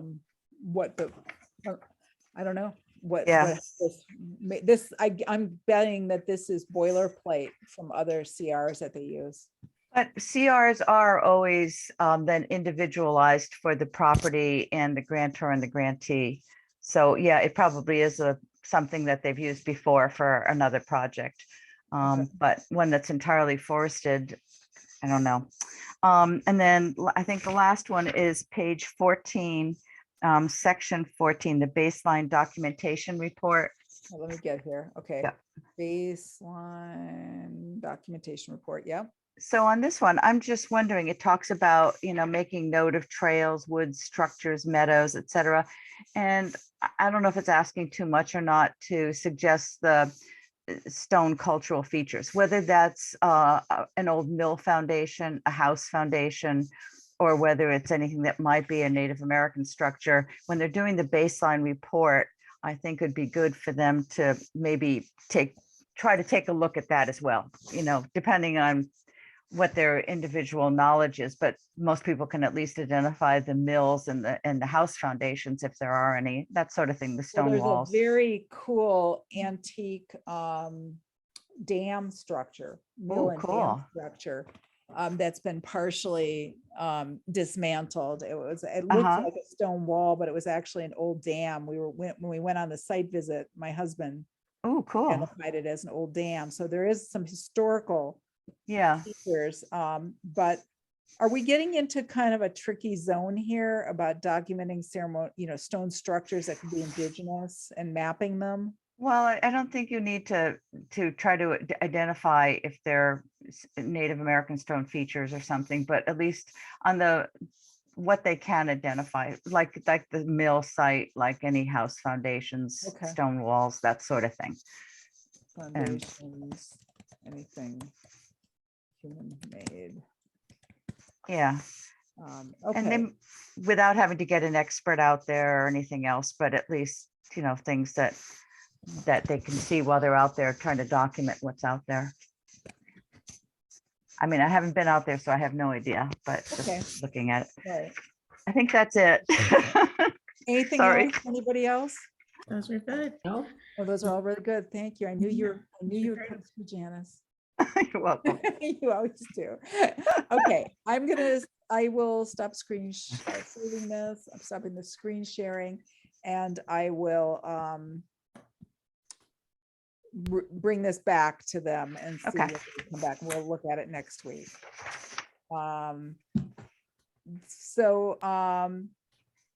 Becky, I see that you're here. Did you want to talk about the rest of the highway projects while you're here? I'm muted. Yeah. You're Sorry, I just saw that you had asked me to give you a call and I was just checking in case it was something you were talking about tonight, because I didn't. No, it was about something else, but Okay, that's fine. we didn't finish, I didn't finish going over all the conversation about highway projects. So I can summarize what we did talk about. So we talked about in terms of the road work that's being done on Wendell Road and Locks Pond, that we just wanted to make sure it was clear that the resurfacing itself would not require a permit, but if there was any widening or if they were creating any new storm swales, or they were tearing up pavement to put in new whatever, not, I want to say foundation, but this the base for roads Framing and it. repaving, that kind of more substantial work might require a permit, and we would want, if that in the future they were doing any of that kind of work, would want them to come back to us.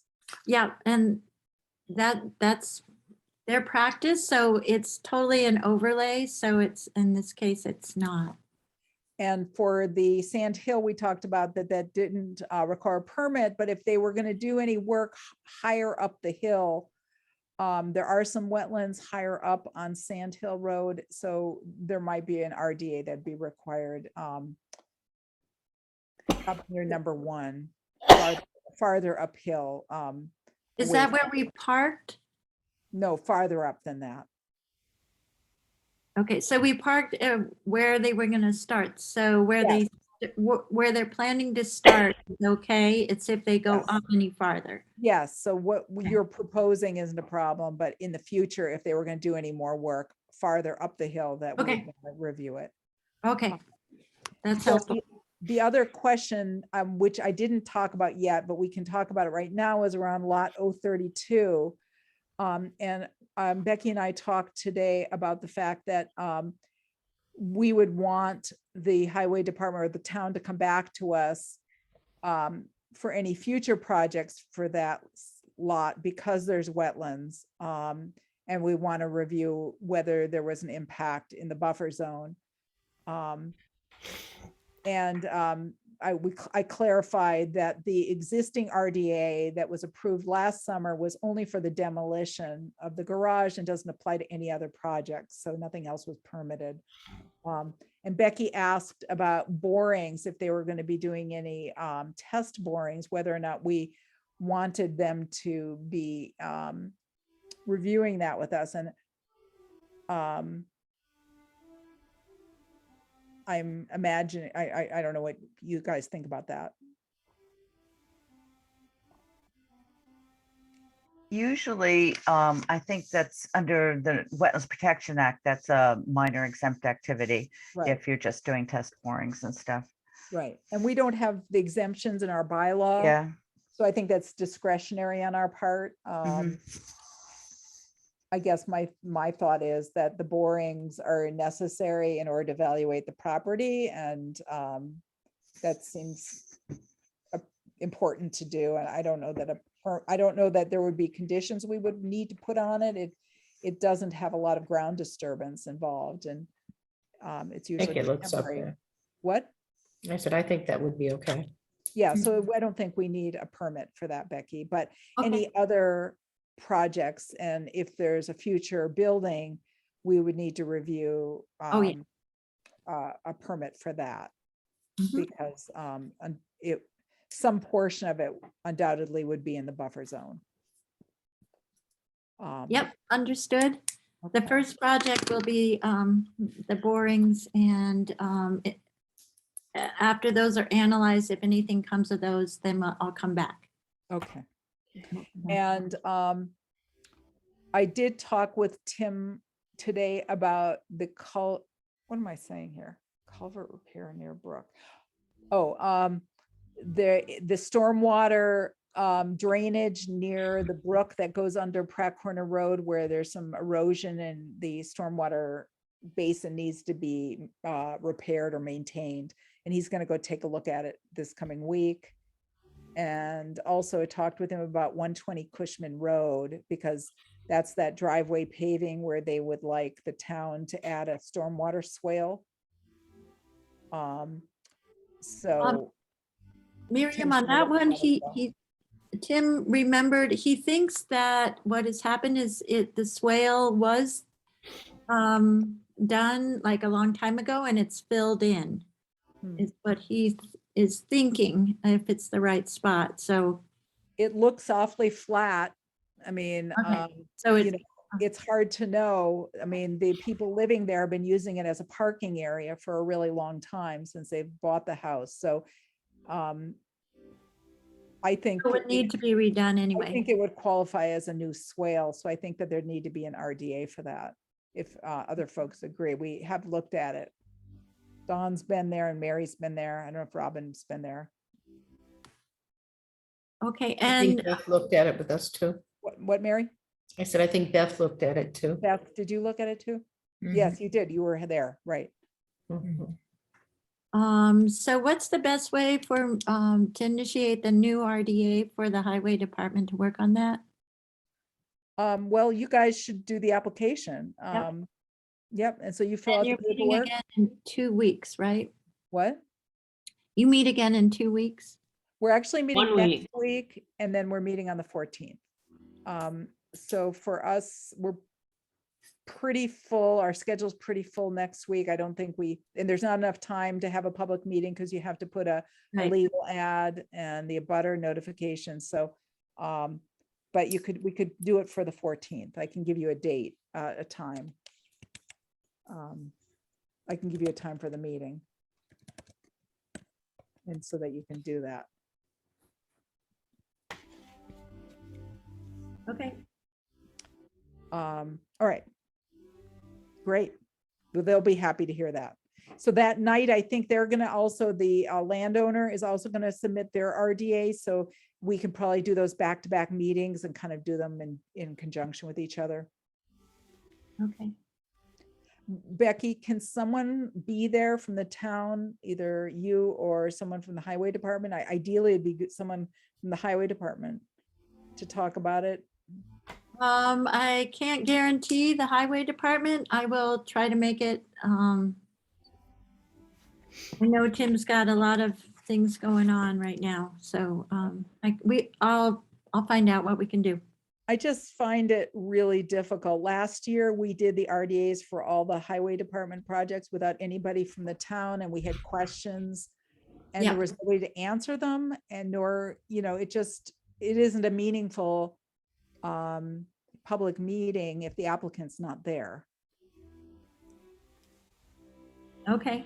It just seems like you're very clear on what you're basically asking highway to do this, so you're really clear on it, where in other projects, they're being initiated by highway and explained to Concom. So, but hopefully we can have somebody there. We'll do our best. Well, I don't know that it's clear, because part of that storm drain is paved with asphalt and it abuts a dirt road, and I don't know how they would do that, how they're going to construct it.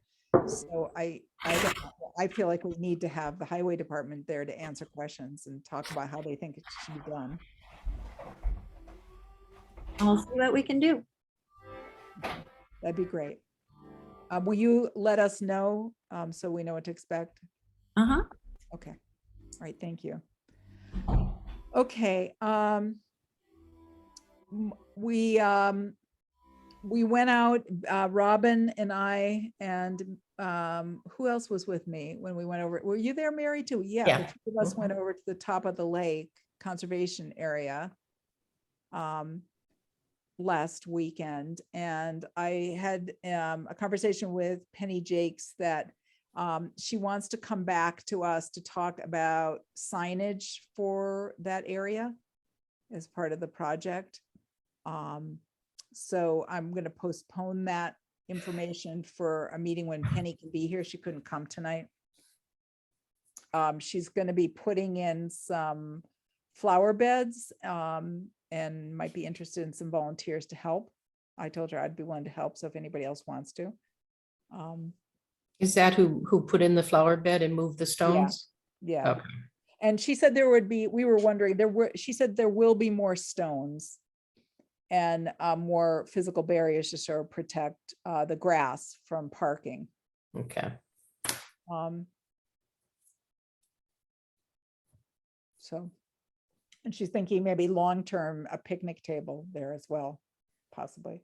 It's very pretty. It's a lovely little spot. While we're on the subject of conservation areas, I wanted to bring up South Brook because we had talked a few months ago about doing a site visit to look at the trails, because Liam Cregan, we never got the updated site maps from Liam Cregan, and we had talked about wanting to take a look at the trail options, and I wanted to know whether you guys want to schedule a site visit to go look at the trails. Sure. Do it on weekend. Sure. Yeah, Sure. that would take a while, so. Yeah. It might be, I will talk to Penny, because maybe Liam could come. Since he is the one who did the trail mapping. Okay, so let's try to maybe do that in the next month. An update quickly on the enforcement order for 678 Pratt Corner Road. I just wanted to let you know that I've had a couple of email exchanges with the landowner asking them for a time and date where we could do a follow-up site visit, and they have not given me one. I had a conversation with Mary Grover from DP, And she expressed a willingness to accompany us on a site visit, which I thought might be a good thing. So I have sent an email to the landowner CCing DEP, asking them again to give us a date and time for a site visit on a weekday after 3:30, because I'd really like Beth to be able to attend it. Are they That's coming good. to a future meeting? Did the enforcement order say they needed to come to a meeting? They're supposed to give us an update and a plan by July 2nd. So my thought was that we would put it on the agenda for the 14th. Sounds good. But I was really wanting to do another site visit before the 14th, so that so everybody would have an opportunity to see what the site looks like before we make any decisions about the enforcement, what the mitigation plan needs to be. I feel like we really all should be looking at it. Yes. I have an email exchange with our town council, with Donna McNichol, about this, just to understand what our options are if they were not agreeing to a site visit. So ideally, they would cooperate and allow us to do another site visit. If they didn't, and we felt it was necessary, there is an avenue to getting a civil warrant. And Donna could help us with drafting that if we really wanted to go that route. I am so sorry that the landowner is, refusing to let us go back, and I was just so surprised. Okay. So any other comments about that, or any more discussion we need to have? Oh, Okay. Request from the town of Granby Conservation Commission to support an extension of virtual meetings authorized by the legislature. This comes from Janice. Do you want to say something, Janice? Sure. So I work for the Granby Concom part-time, and the Concom and the Board of Health are working on requesting that the governor extend the approval for public meetings and hearings to go by Zoom for Concoms and other groups if they desire that. And for the Granby groups, they really want to keep it that way. It's just a whole lot easier. And that letter, they sort of explained a bunch of points about, it saves people time, gas, money, and allows more accessibility. We often have people from other places. The commissioners are not at home and they're still able to come in and join the meeting. So at this point, it's just something that we're trying to spread around and get more people interested in. I have talked to Dot McGlincy at MACC, and she says that they're working on that at the state level. So they must be getting this from other Concoms as well. And in Granby, the Board of Health is very interested, and they're working with, there's an equivalent organization to the Mass Association of Conservation Commissioners. It's the Mass Association of Boards of Health, or health boards, or something like that.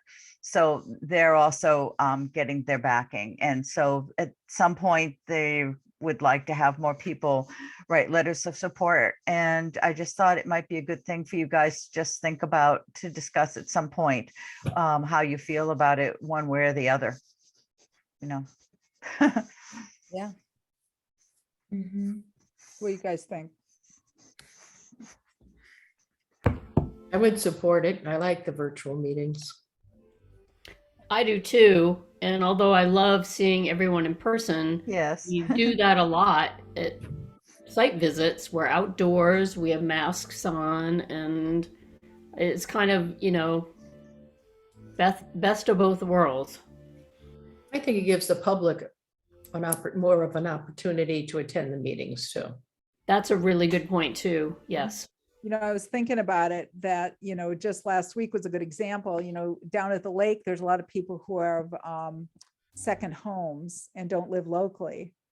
And, we had some applicants who were in Maryland that were able to participate. And, it becomes really a burden for people if they have to be in person for hearings, if they don't live locally. I'd really like to see us do it. So if you guys give me permission, I'll draft a letter and send it off if you trust me to write something. Yes, that would be wonderful. Okay, Yes. Not to give you one more thing to do, but Let me give a motion. Somebody make a motion.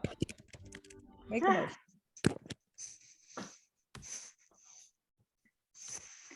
Somebody make a motion.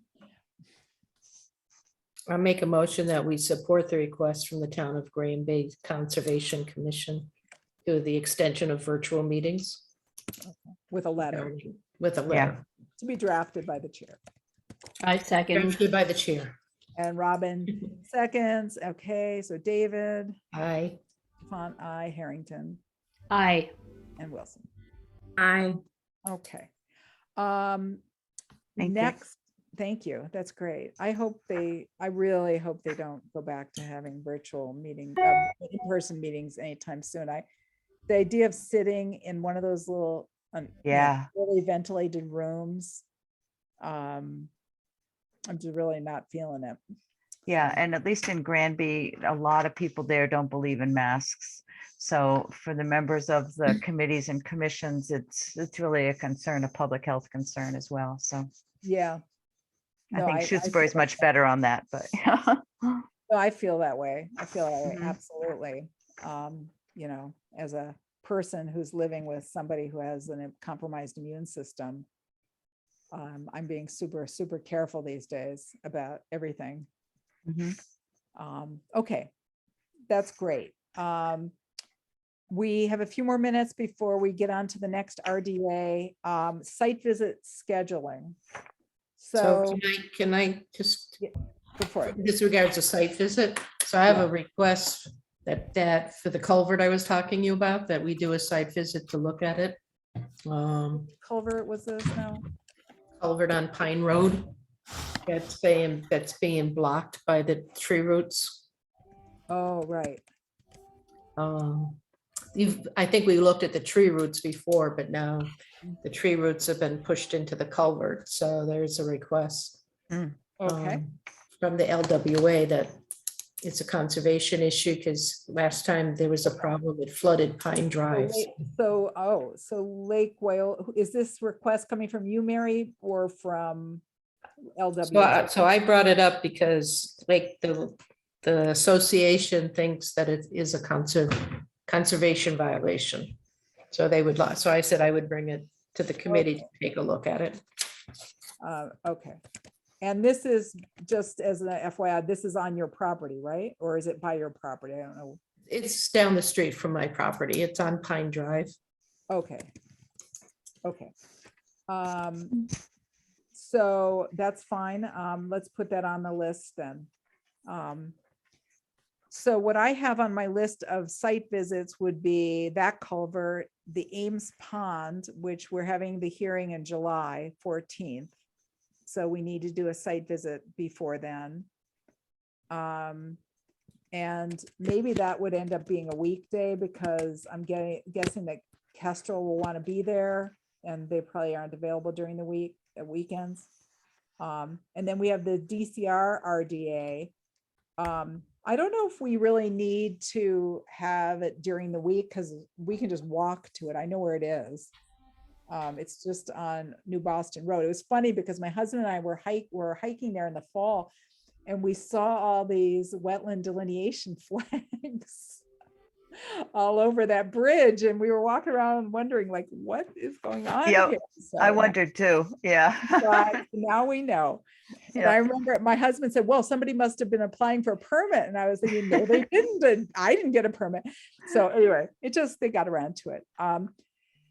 So, and then the tree cutting on North Beach, the tree removal. So do we want And to? if Donna can't make it to that, I have the person that wants to cut the tree will go over and look at it with people. So could we do a site visit this Sunday? Are you guys, who would be available? Beth is shaking head. I'm not gonna be in town on Sunday. So we got Dawn maybe. I have company on Sunday. Oh, you guys are being, okay. Well, so is the tree an urgent thing? Does it have to be addressed right now or soon? No. Okay. I could do Um, Sunday, but it would have to be, later in the afternoon. Because we have, It is Father's Father's Day. Day stuff going on with the It is kids Father's earlier in the day. And Okay, if we didn't do it this Sunday, on the Sunday, the 19th, what if we did it on Sunday, the 26th? Could we do, I could do the 26th. Yeah, okay, I could do the 26th. Don, Mary, I can do cannot, 'cause we are leaving for a week starting on the 26th. all right, but Beth can. I can do the 26th, yep. All right, we're gonna do the 26th. I will email you with the details. Yeah, That this would be This Sunday's Father's Day, by the way. Yes, it is. That's why we shouldn't do this. Yeah. That's why I can't do it. Yes. We should make Don, and we should make Don do it because he's a father, so That's right. Only fathers can do this one. that's right. Okay, we're gonna be getting a notice of intent very soon, like next week, for Bob Douglas's project for 66 Lake Drive. I will send you guys that. I don't have a hearing scheduled for it. And I think that is all I have on my list. Let me see if there's anything we've missed talking about. I think we got it all pretty good. And it's only 6 minutes after 9, so we only have we have 9 more minutes before the public hearing. You guys want to take a break, or do you want to, what do you want to do? I'm afraid if I sign off, I won't You'll never come come back.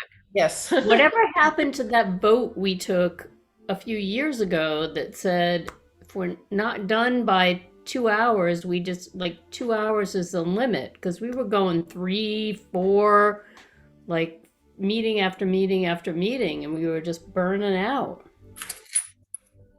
Who else remembers that vote, or am I the only one who remembers? I remember. We're gonna have to make an attempt to stick with that, though.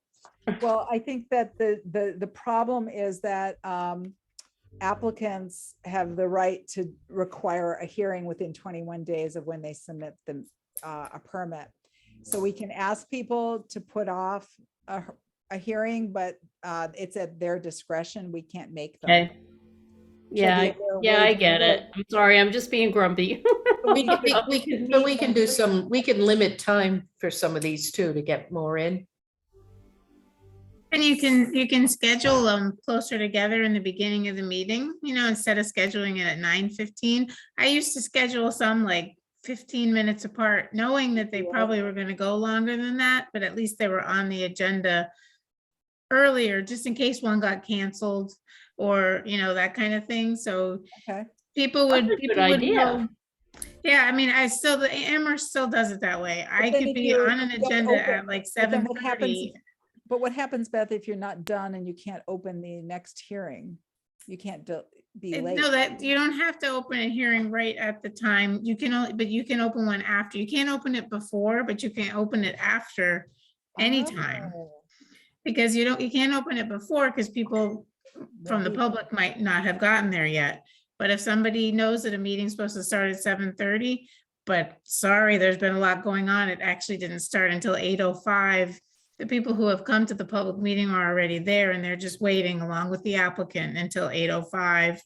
And that's just the way it goes. And that's the way it happens in Amherst with every single meeting. Okay, that I is. think if did people not- knew what a time limit was too, I they did not know might that. be more concise, Yeah.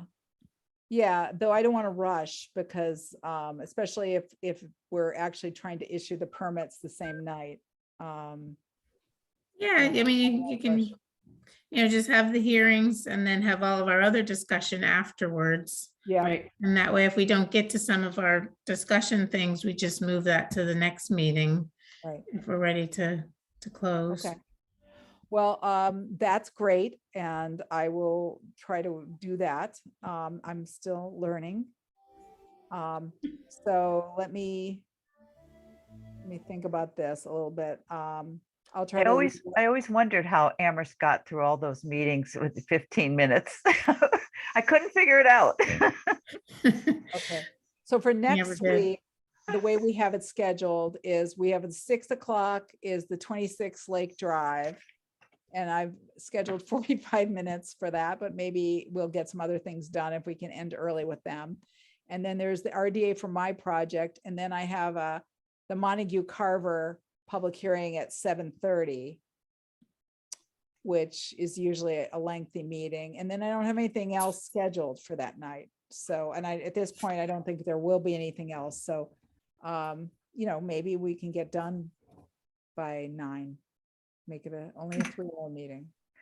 Maybe we can get done by 8:30, make it a 2.5-hour meeting. And try to somehow keep it to like half an hour for most hearings or something if you can, but Yeah. work towards that. Yeah, I feel like for notices of intent, it's hard to do that.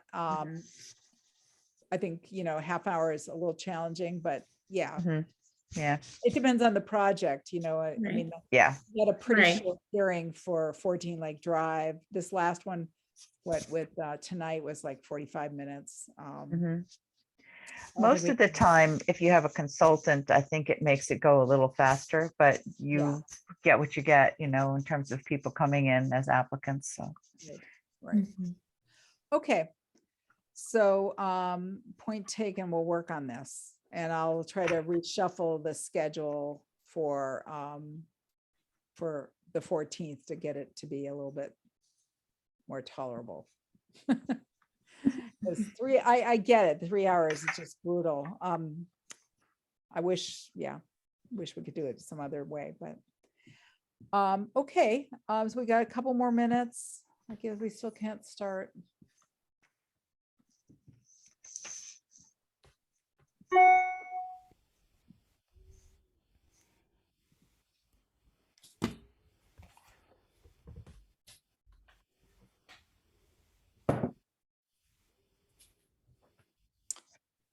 One thing I didn't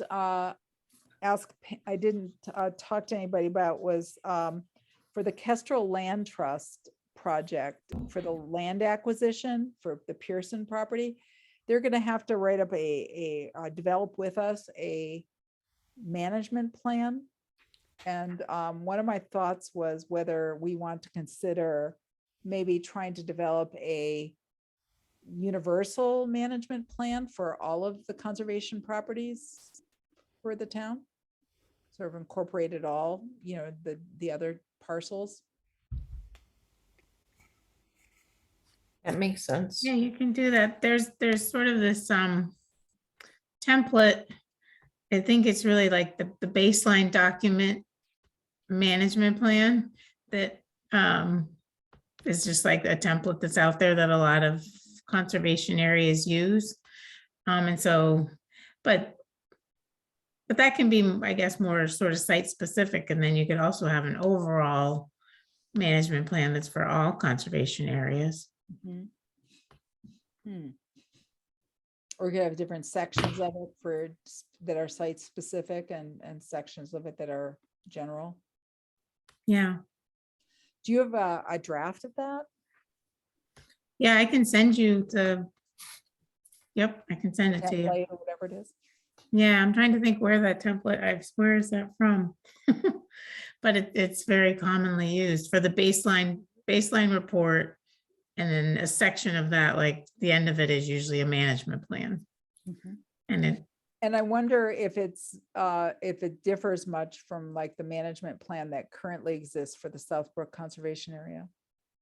Have you looked at that? well, because it's newer, this whole idea of doing the conservation restrictions and then having a baseline document that goes with all the property purchase documents and everything is all something in the last, 5-10 years they've come up with. And so I think it's just newer than that conservation area is.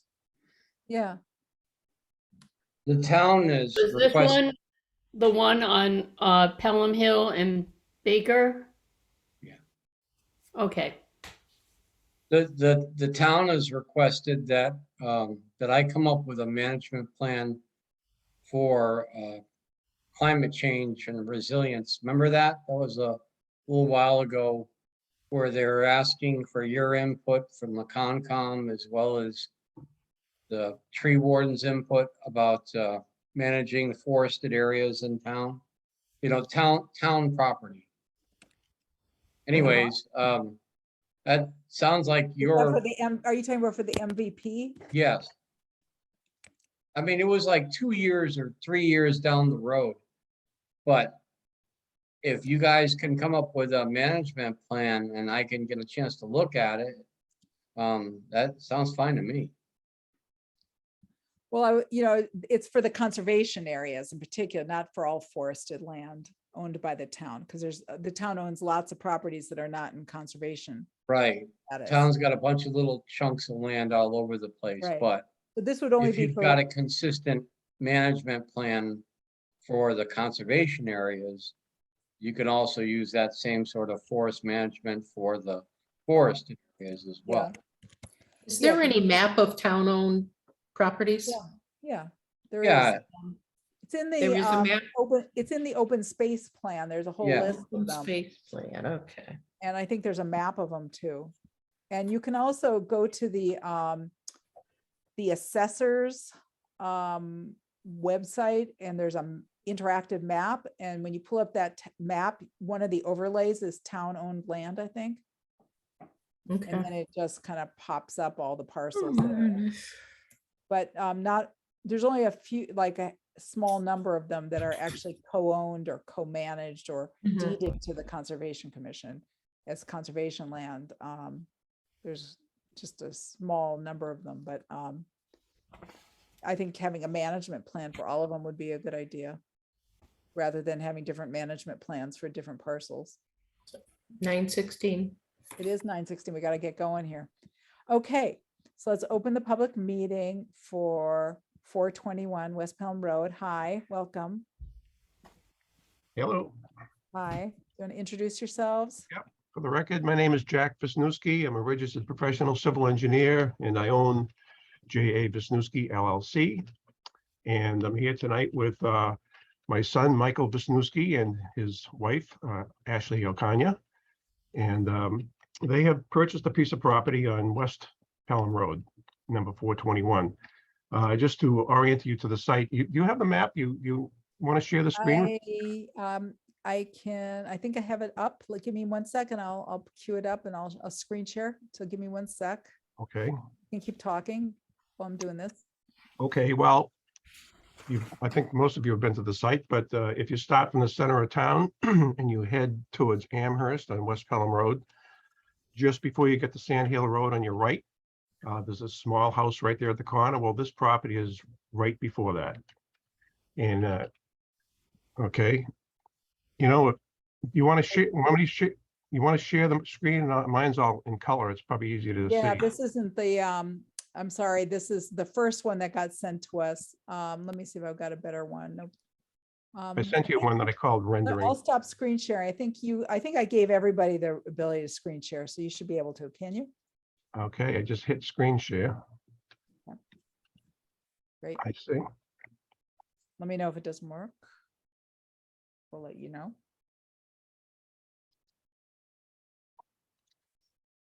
Yep, it's starting to work. There we go. Can you see it? Yep. Yep.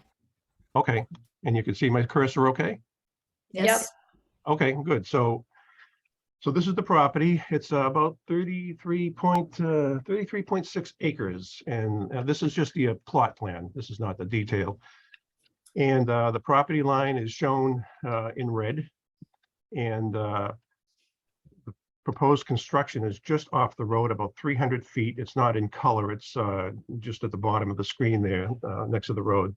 And but to the rear of the property, you can see there's a very large wetland. And that is a bordering vegetated wetland that was flagged by Wendell Environmental Services.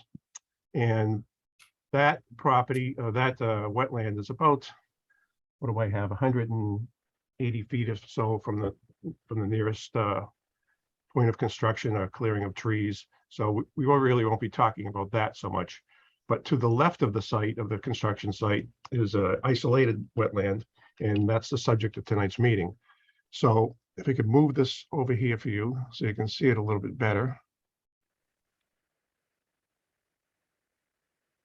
This is the site. get up the screen a little bit. Okay. So you can see at the bottom of the screen is West Pelham Road. This site is the construction site is actually on a knoll. We located all the flags by instrument survey of the wetlands, and the wetlands are shown in kind of a aqua color. And I've also shown the 100-foot buffer zone here in a dashed aqua color. The site is kind of a knoll, very flat on the top, and the vegetation on that knoll is it's pretty much a pine grove. As you leave the top of the site, the flat area, you start heading towards the wetland to the left and then down towards the road and up to the back. It turns into a hardwood forest. There's a lot of varying sized trees, hardwoods, very little pine, and there's a lot of undergrowth. So I guess you could say it's a pretty well forested land that hasn't been touched for many, many years.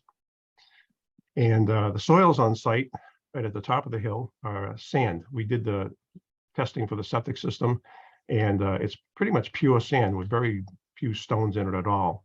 And so it's a pretty well drained site. Now the construction that we're proposing starts down here at West Pelham Road. This is the driveway that comes up, and you can see halfway down the driveway I have this purple line here. That's a culvert that would go under the driveway, and that's because there's just a little bit of a low area there, so we want to capture the water so it doesn't run over the driveway and freeze in the wintertime. And also just to the left of the driveway right down here is the proposed well, as well as a proposed utility pole. And from that point there, both the water line and the electric line will go underground and parallel to the driveway and head up towards the house, which is located right up in here. And this is the house. The house is to the right, and to the left is a 2-car detached garage. At the front of the house, this green box, that's the sewage disposal system. I designed that, and it was submitted to the Board of Health and has been approved. So you can see these are the finished grades here, shown in a dark dashed line, and you can see that there's really not a lot of grading. It's relatively minor because of the site. The water table's down 9 feet, so there's really no concern about water. And as I mentioned, the soils are really good. So the reason why we're here tonight is because this driveway has a turnout here, a backup area for 4 cars. And you can see right here at the back, it just touches the 100-foot buffer zone. And of course, behind the driveway, there'd be very minor clearing, minor grading, but the tree line goes within, say, about 80 feet. And here, I scaled that from the nearest flag. And the tree line is shown. This is actually the proposed tree line, as well as the limit of construction. So what we're proposing here is quite small. I can't imagine that would have any impact on the wetland at all. One thing I do want to change in the plan, you notice here I have a foundation drain that comes, at first I was thinking that we could possibly have a water problem and we'd want to have a foundation drain, but what I'm seeing now with the water table being so low, I really don't see that as a problem. They'll probably never even see that thing work, but it's still a good idea to put it in. Plus, you'd want to put a radon system, for passive radon removal if need be under the slab. So what I would do is I'd combine those together, put them into a sump under the slab, and then I would have that go out the back of the house near the surface of the ground instead of way down at the footing. And so that could be eliminated. That foundation drain could be eliminated. We'll just run it right out here to the edge of the tree line. In fact, probably over here, because on this side here, it goes downhill quicker. So I would imagine that's where it exits. So that foundation drain would not go into the buffer zone as shown. So I'm thinking that this site has zero impact on the wetlands, and we've requested that you issue a negative determination for our RDA. And with that, I guess I'll turn the meeting back to you. Thank you. So the driveway is going to be gravel, or is it paved with asphalt? I'm showing a gray color. I'm assuming it's going to be paved. I think probably at first it would be gravel, but I'm going to assume that that's going to be paved. Okay. All right, and do you want to stop screen sharing, or do you guys want to have this, do we need this map up still? No. I think you could No. stop screen sharing. So the only, just to clarify for me, the only portion of this is the end of the driveway that touches up against the buffer zone there. Yeah, right there. Mhm. Okay. Right, and not the drain was not part of the RDA. It would have needed to have been in part of the RDA if you were going to use it. The Okay. drain, Yeah, that's right. And the reason I put it on there, I was going to just eliminate it, but then it was on the septic plan. And I didn't want to not show it. I wanted to make sure that I showed it both being consistent. But I'm telling you tonight that we can eliminate that. And if you'd like, I can, modify this plan or revise the plan and send you a new one without that on there. Yeah, I think that would be good. Yeah. If you can give us an updated plan. Yeah, so when we asked you, when we did the site visit, to give us the distance from where the utility pole was going to be to the isolated wetland, and it's outside of the buffer. It's 121 feet, so that's good. Right. Yeah. Okay, and what are you doing for erosion controls? Well, ordinarily, just about for every project I've ever done, and I've done many, I always have something, silt fence, swaddles, something. But I'm looking at this, and I think the site is flat. The soils are sand. It's heavily vegetated, as you saw when you're out there. I can't imagine that anything is going to get down to the wetland from this site. So I didn't put anything for erosion control since we're right on the line. However, if you think it's necessary, I wouldn't have a problem with that. It's just that I really wasn't sure that it would be necessary. What do you guys think? I'm all right with them not putting in any erosion control. I think it's gonna be okay. I think so too. I agree. I agree with that too, having looked at it too, so. Yeah, so I think, I'm gonna see if we have anybody have any more questions about it that we need to. Obviously, you're gonna be doing some tree removals, and are you gonna be pulling stumps along the driveway near the buffer zone, or where you're? Oh, you can see that the only place the tree line crosses over the buffer zone is right behind the driveway. Our plan is to get out there and locate the edge of those trees where they're shown by instrument survey, so they'll accurately be located. And then we'll have the tree cutter come in and stay within that bound. In fact, we will flag it, and that will be a clear limit of construction as well. Okay. All right. And what is that distance from the tree line to the wetland? Does that say 82? Yes. Okay. Yeah, I feel like, that's sort of the limit of work, and 82 feet of forest. I don't see a need for erosion control. I don't either. Yeah. Okay. Well, I think we could stop the screen share if you want to close it up. So I did draft the determination of applicability, and we can go over that. And this is one of those ones where just like one we did recently, where we have to issue two, one under the bylaw and one under the act, because this was not a jurisdictional wetland under the act. It's only jurisdictional under the bylaw, because it's an isolated wetland. Is that correct? Is that your Yeah, and actually, it's less than a quarter acre foot as well. So I haven't heard anything from DEP, but I don't think it's even an isolated wetland according to the act. Of course, according to your regulations, it is. Yes, so if it's 1,000 square feet, it's under the bylaw. So it ends up being that we have to issue two determinations. One is a negative under the act, and then a negative whatever under the bylaw if we're having special conditions. So I do have some draft draft special conditions if we want to issue special conditions for this. I don't know if you guys are feeling like you want to, let me look at what I can screen share it if you want to see what I was thinking about as possible special conditions. Should I do that? Sure. Sure. Draft. Okay, you can see this? Yep. Yep. Okay, so here proposed work will occur within 100 feet of the isolated wetland. That's at least 1,000 square feet in area.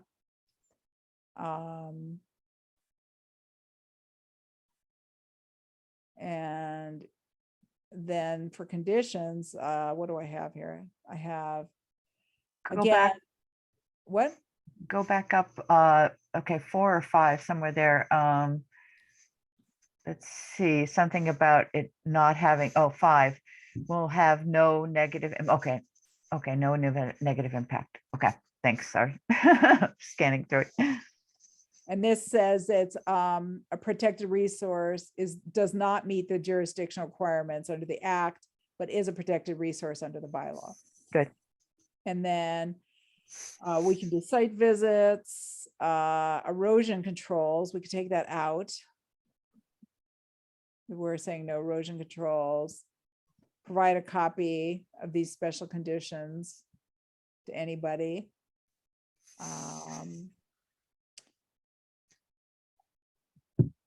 Any changes, they have to come back to us. Erosion controls, again, we're not going to do. Many of these conditions, then this is about stockpiling, basically saying, again, we're taking this out. So no stockpiling in the buffer zone. Any unconsolidated materials would be double tarped. No dumping in any of the areas protected by these conditions. Tree removals, again, there have to be tree removals, so that probably isn't going to be relevant. Are you going to be seeding with grass? Yes, in the areas between the house and the tree line. Okay, how about along the driveway where we would be? Possibly. I would. A lot of it's going to go back natural once they get the lines in, but I left some spaces for snow plowing. Because I just know I plow my own driveway, and you have to leave adequate room at the corners to put snow. But other than that, it'll close right in. Okay. So here, no major changes, pre-existing grade isn't really relevant. What do you think? I mean, one of the things we sometimes ask, Jack, is for people to use conservation mix grass seed. Sure, yep. But really, these are pretty limited conditions.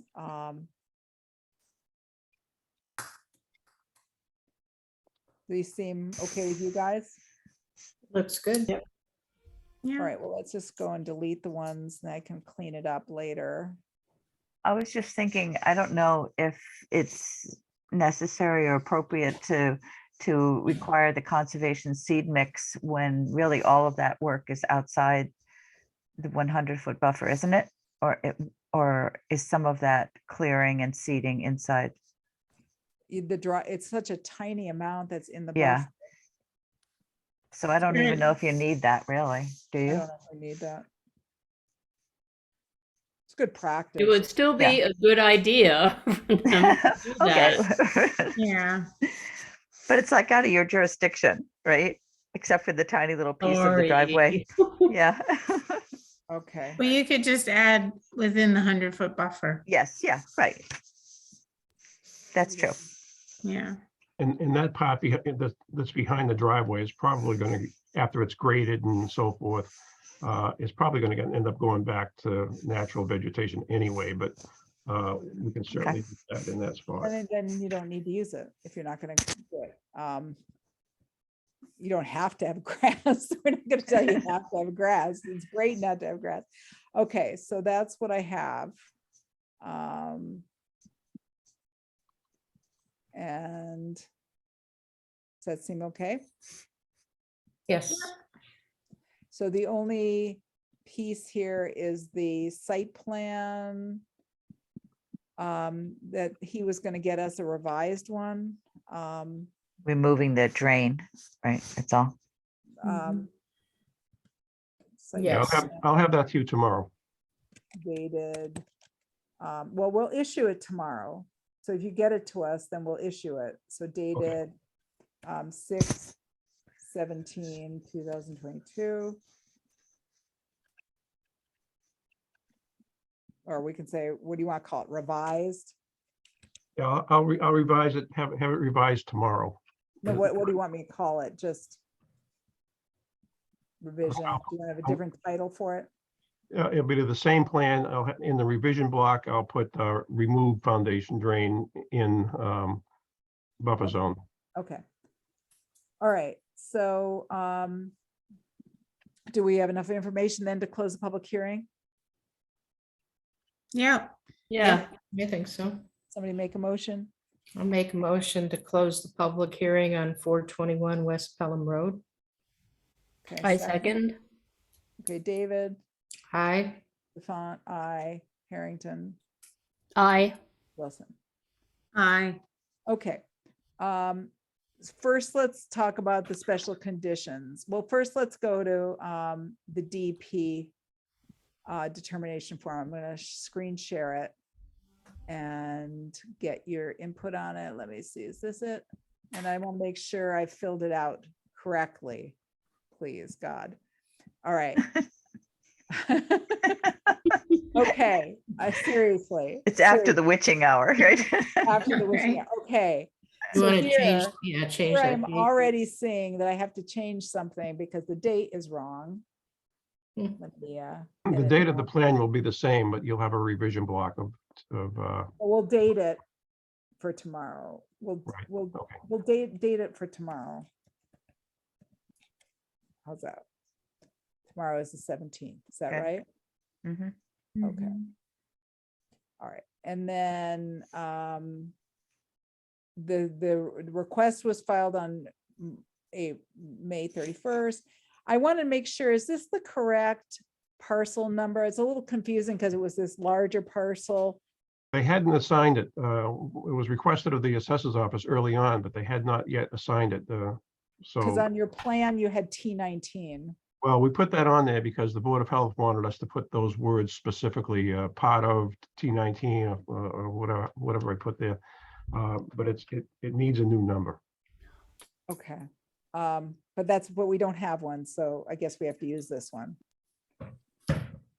Yeah, I think it's okay for me to be asking him that question, isn't it? Yeah. I know I'm not supposed to be asking you any questions after we close the public hearing, but nobody else would be able to answer it. Okay, so in terms of the determination, because this is under the DEP, the act, Janice, what we did last time was this number 5 was like that, Yeah. right? Mm-hmm. And then on the next page, we have this, Yes. and then negative determination 1. Yes, I think so. Yeah, that should explain it. And then the other thing that is a mistake on here that I'm remembering right now is that I thought Scott would be at the meeting. So I have his signature on it. So I need to take that off. And I need everybody's permission to sign for them digitally. So everybody one at a time say. This is Mary, yes. Robin, yes. Beth, yes.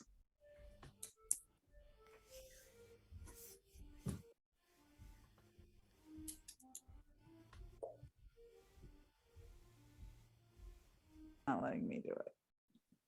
It's tired. Mhm. Okay, well, Huh.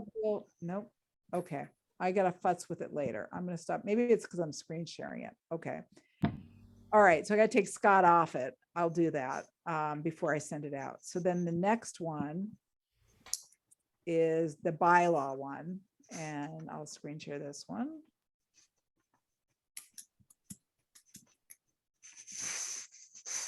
Can you see this?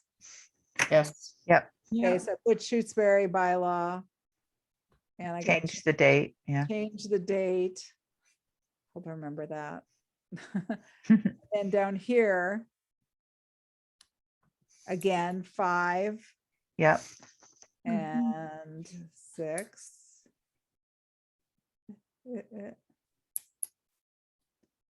And then here, we go down and now we have a negative number 3. Is what I Okay. think I checked off. Let's see if I can get to there. Come on, you can do it. Okay, I did check off. So there's a negative number 3. good. Okay. Yep, that sounds good. All right, thank you. All right, so I will package that up and send it to Carrie to send by certified mail, and I'll send you, the applicants, a digital copy of both of them. And you're going to send me the revised site plan tomorrow. I'll have it to you tomorrow morning. Okay. And then we're good to go with that. Yeah. We did that in a half an hour. Are you sure this is much too easy? We have to, What? I said that was much too easy. Yeah. Do you have your Maybe we hand need to go raised? back and look again. No. Somebody has their hand raised. Yeah. Hi, Scott. Hello, not the Scott you were talking about before, different Scott. Ashley and Mike, I'm the landowner across the street from you. Hope to see you soon. Oh, okay. I That's hope all. it wasn't because you wanted to comment about this before. we Nope, close. absolutely not. Absolutely not. Okay, great. I'm Thank good. you. Good. Okay. All right. All right. So we do not have to issue the permit for 387, but we'll be able to knock that off because we've pretty much already gone through everything. And I'll change the order of conditions based on what we talked about. The numbering, I'll get the numbering fixed. So I think that's all I got for tonight. Yay. Yay. Yeah. Motion to adjourn. Please. I Second. second. No. Second. Okay, all right. So next week, remember it's 6 o'clock. Yes. 6 o'clock. Right. Okay, all right. Okay, Thank you. I'm signing off. Thank All you. right, thank you again. Thank you. Everybody. Bye. Thank you, Thank Carrie. you. Okay. All right, good night, everybody. Good night. Hi, Janice. Bye-bye. Good night.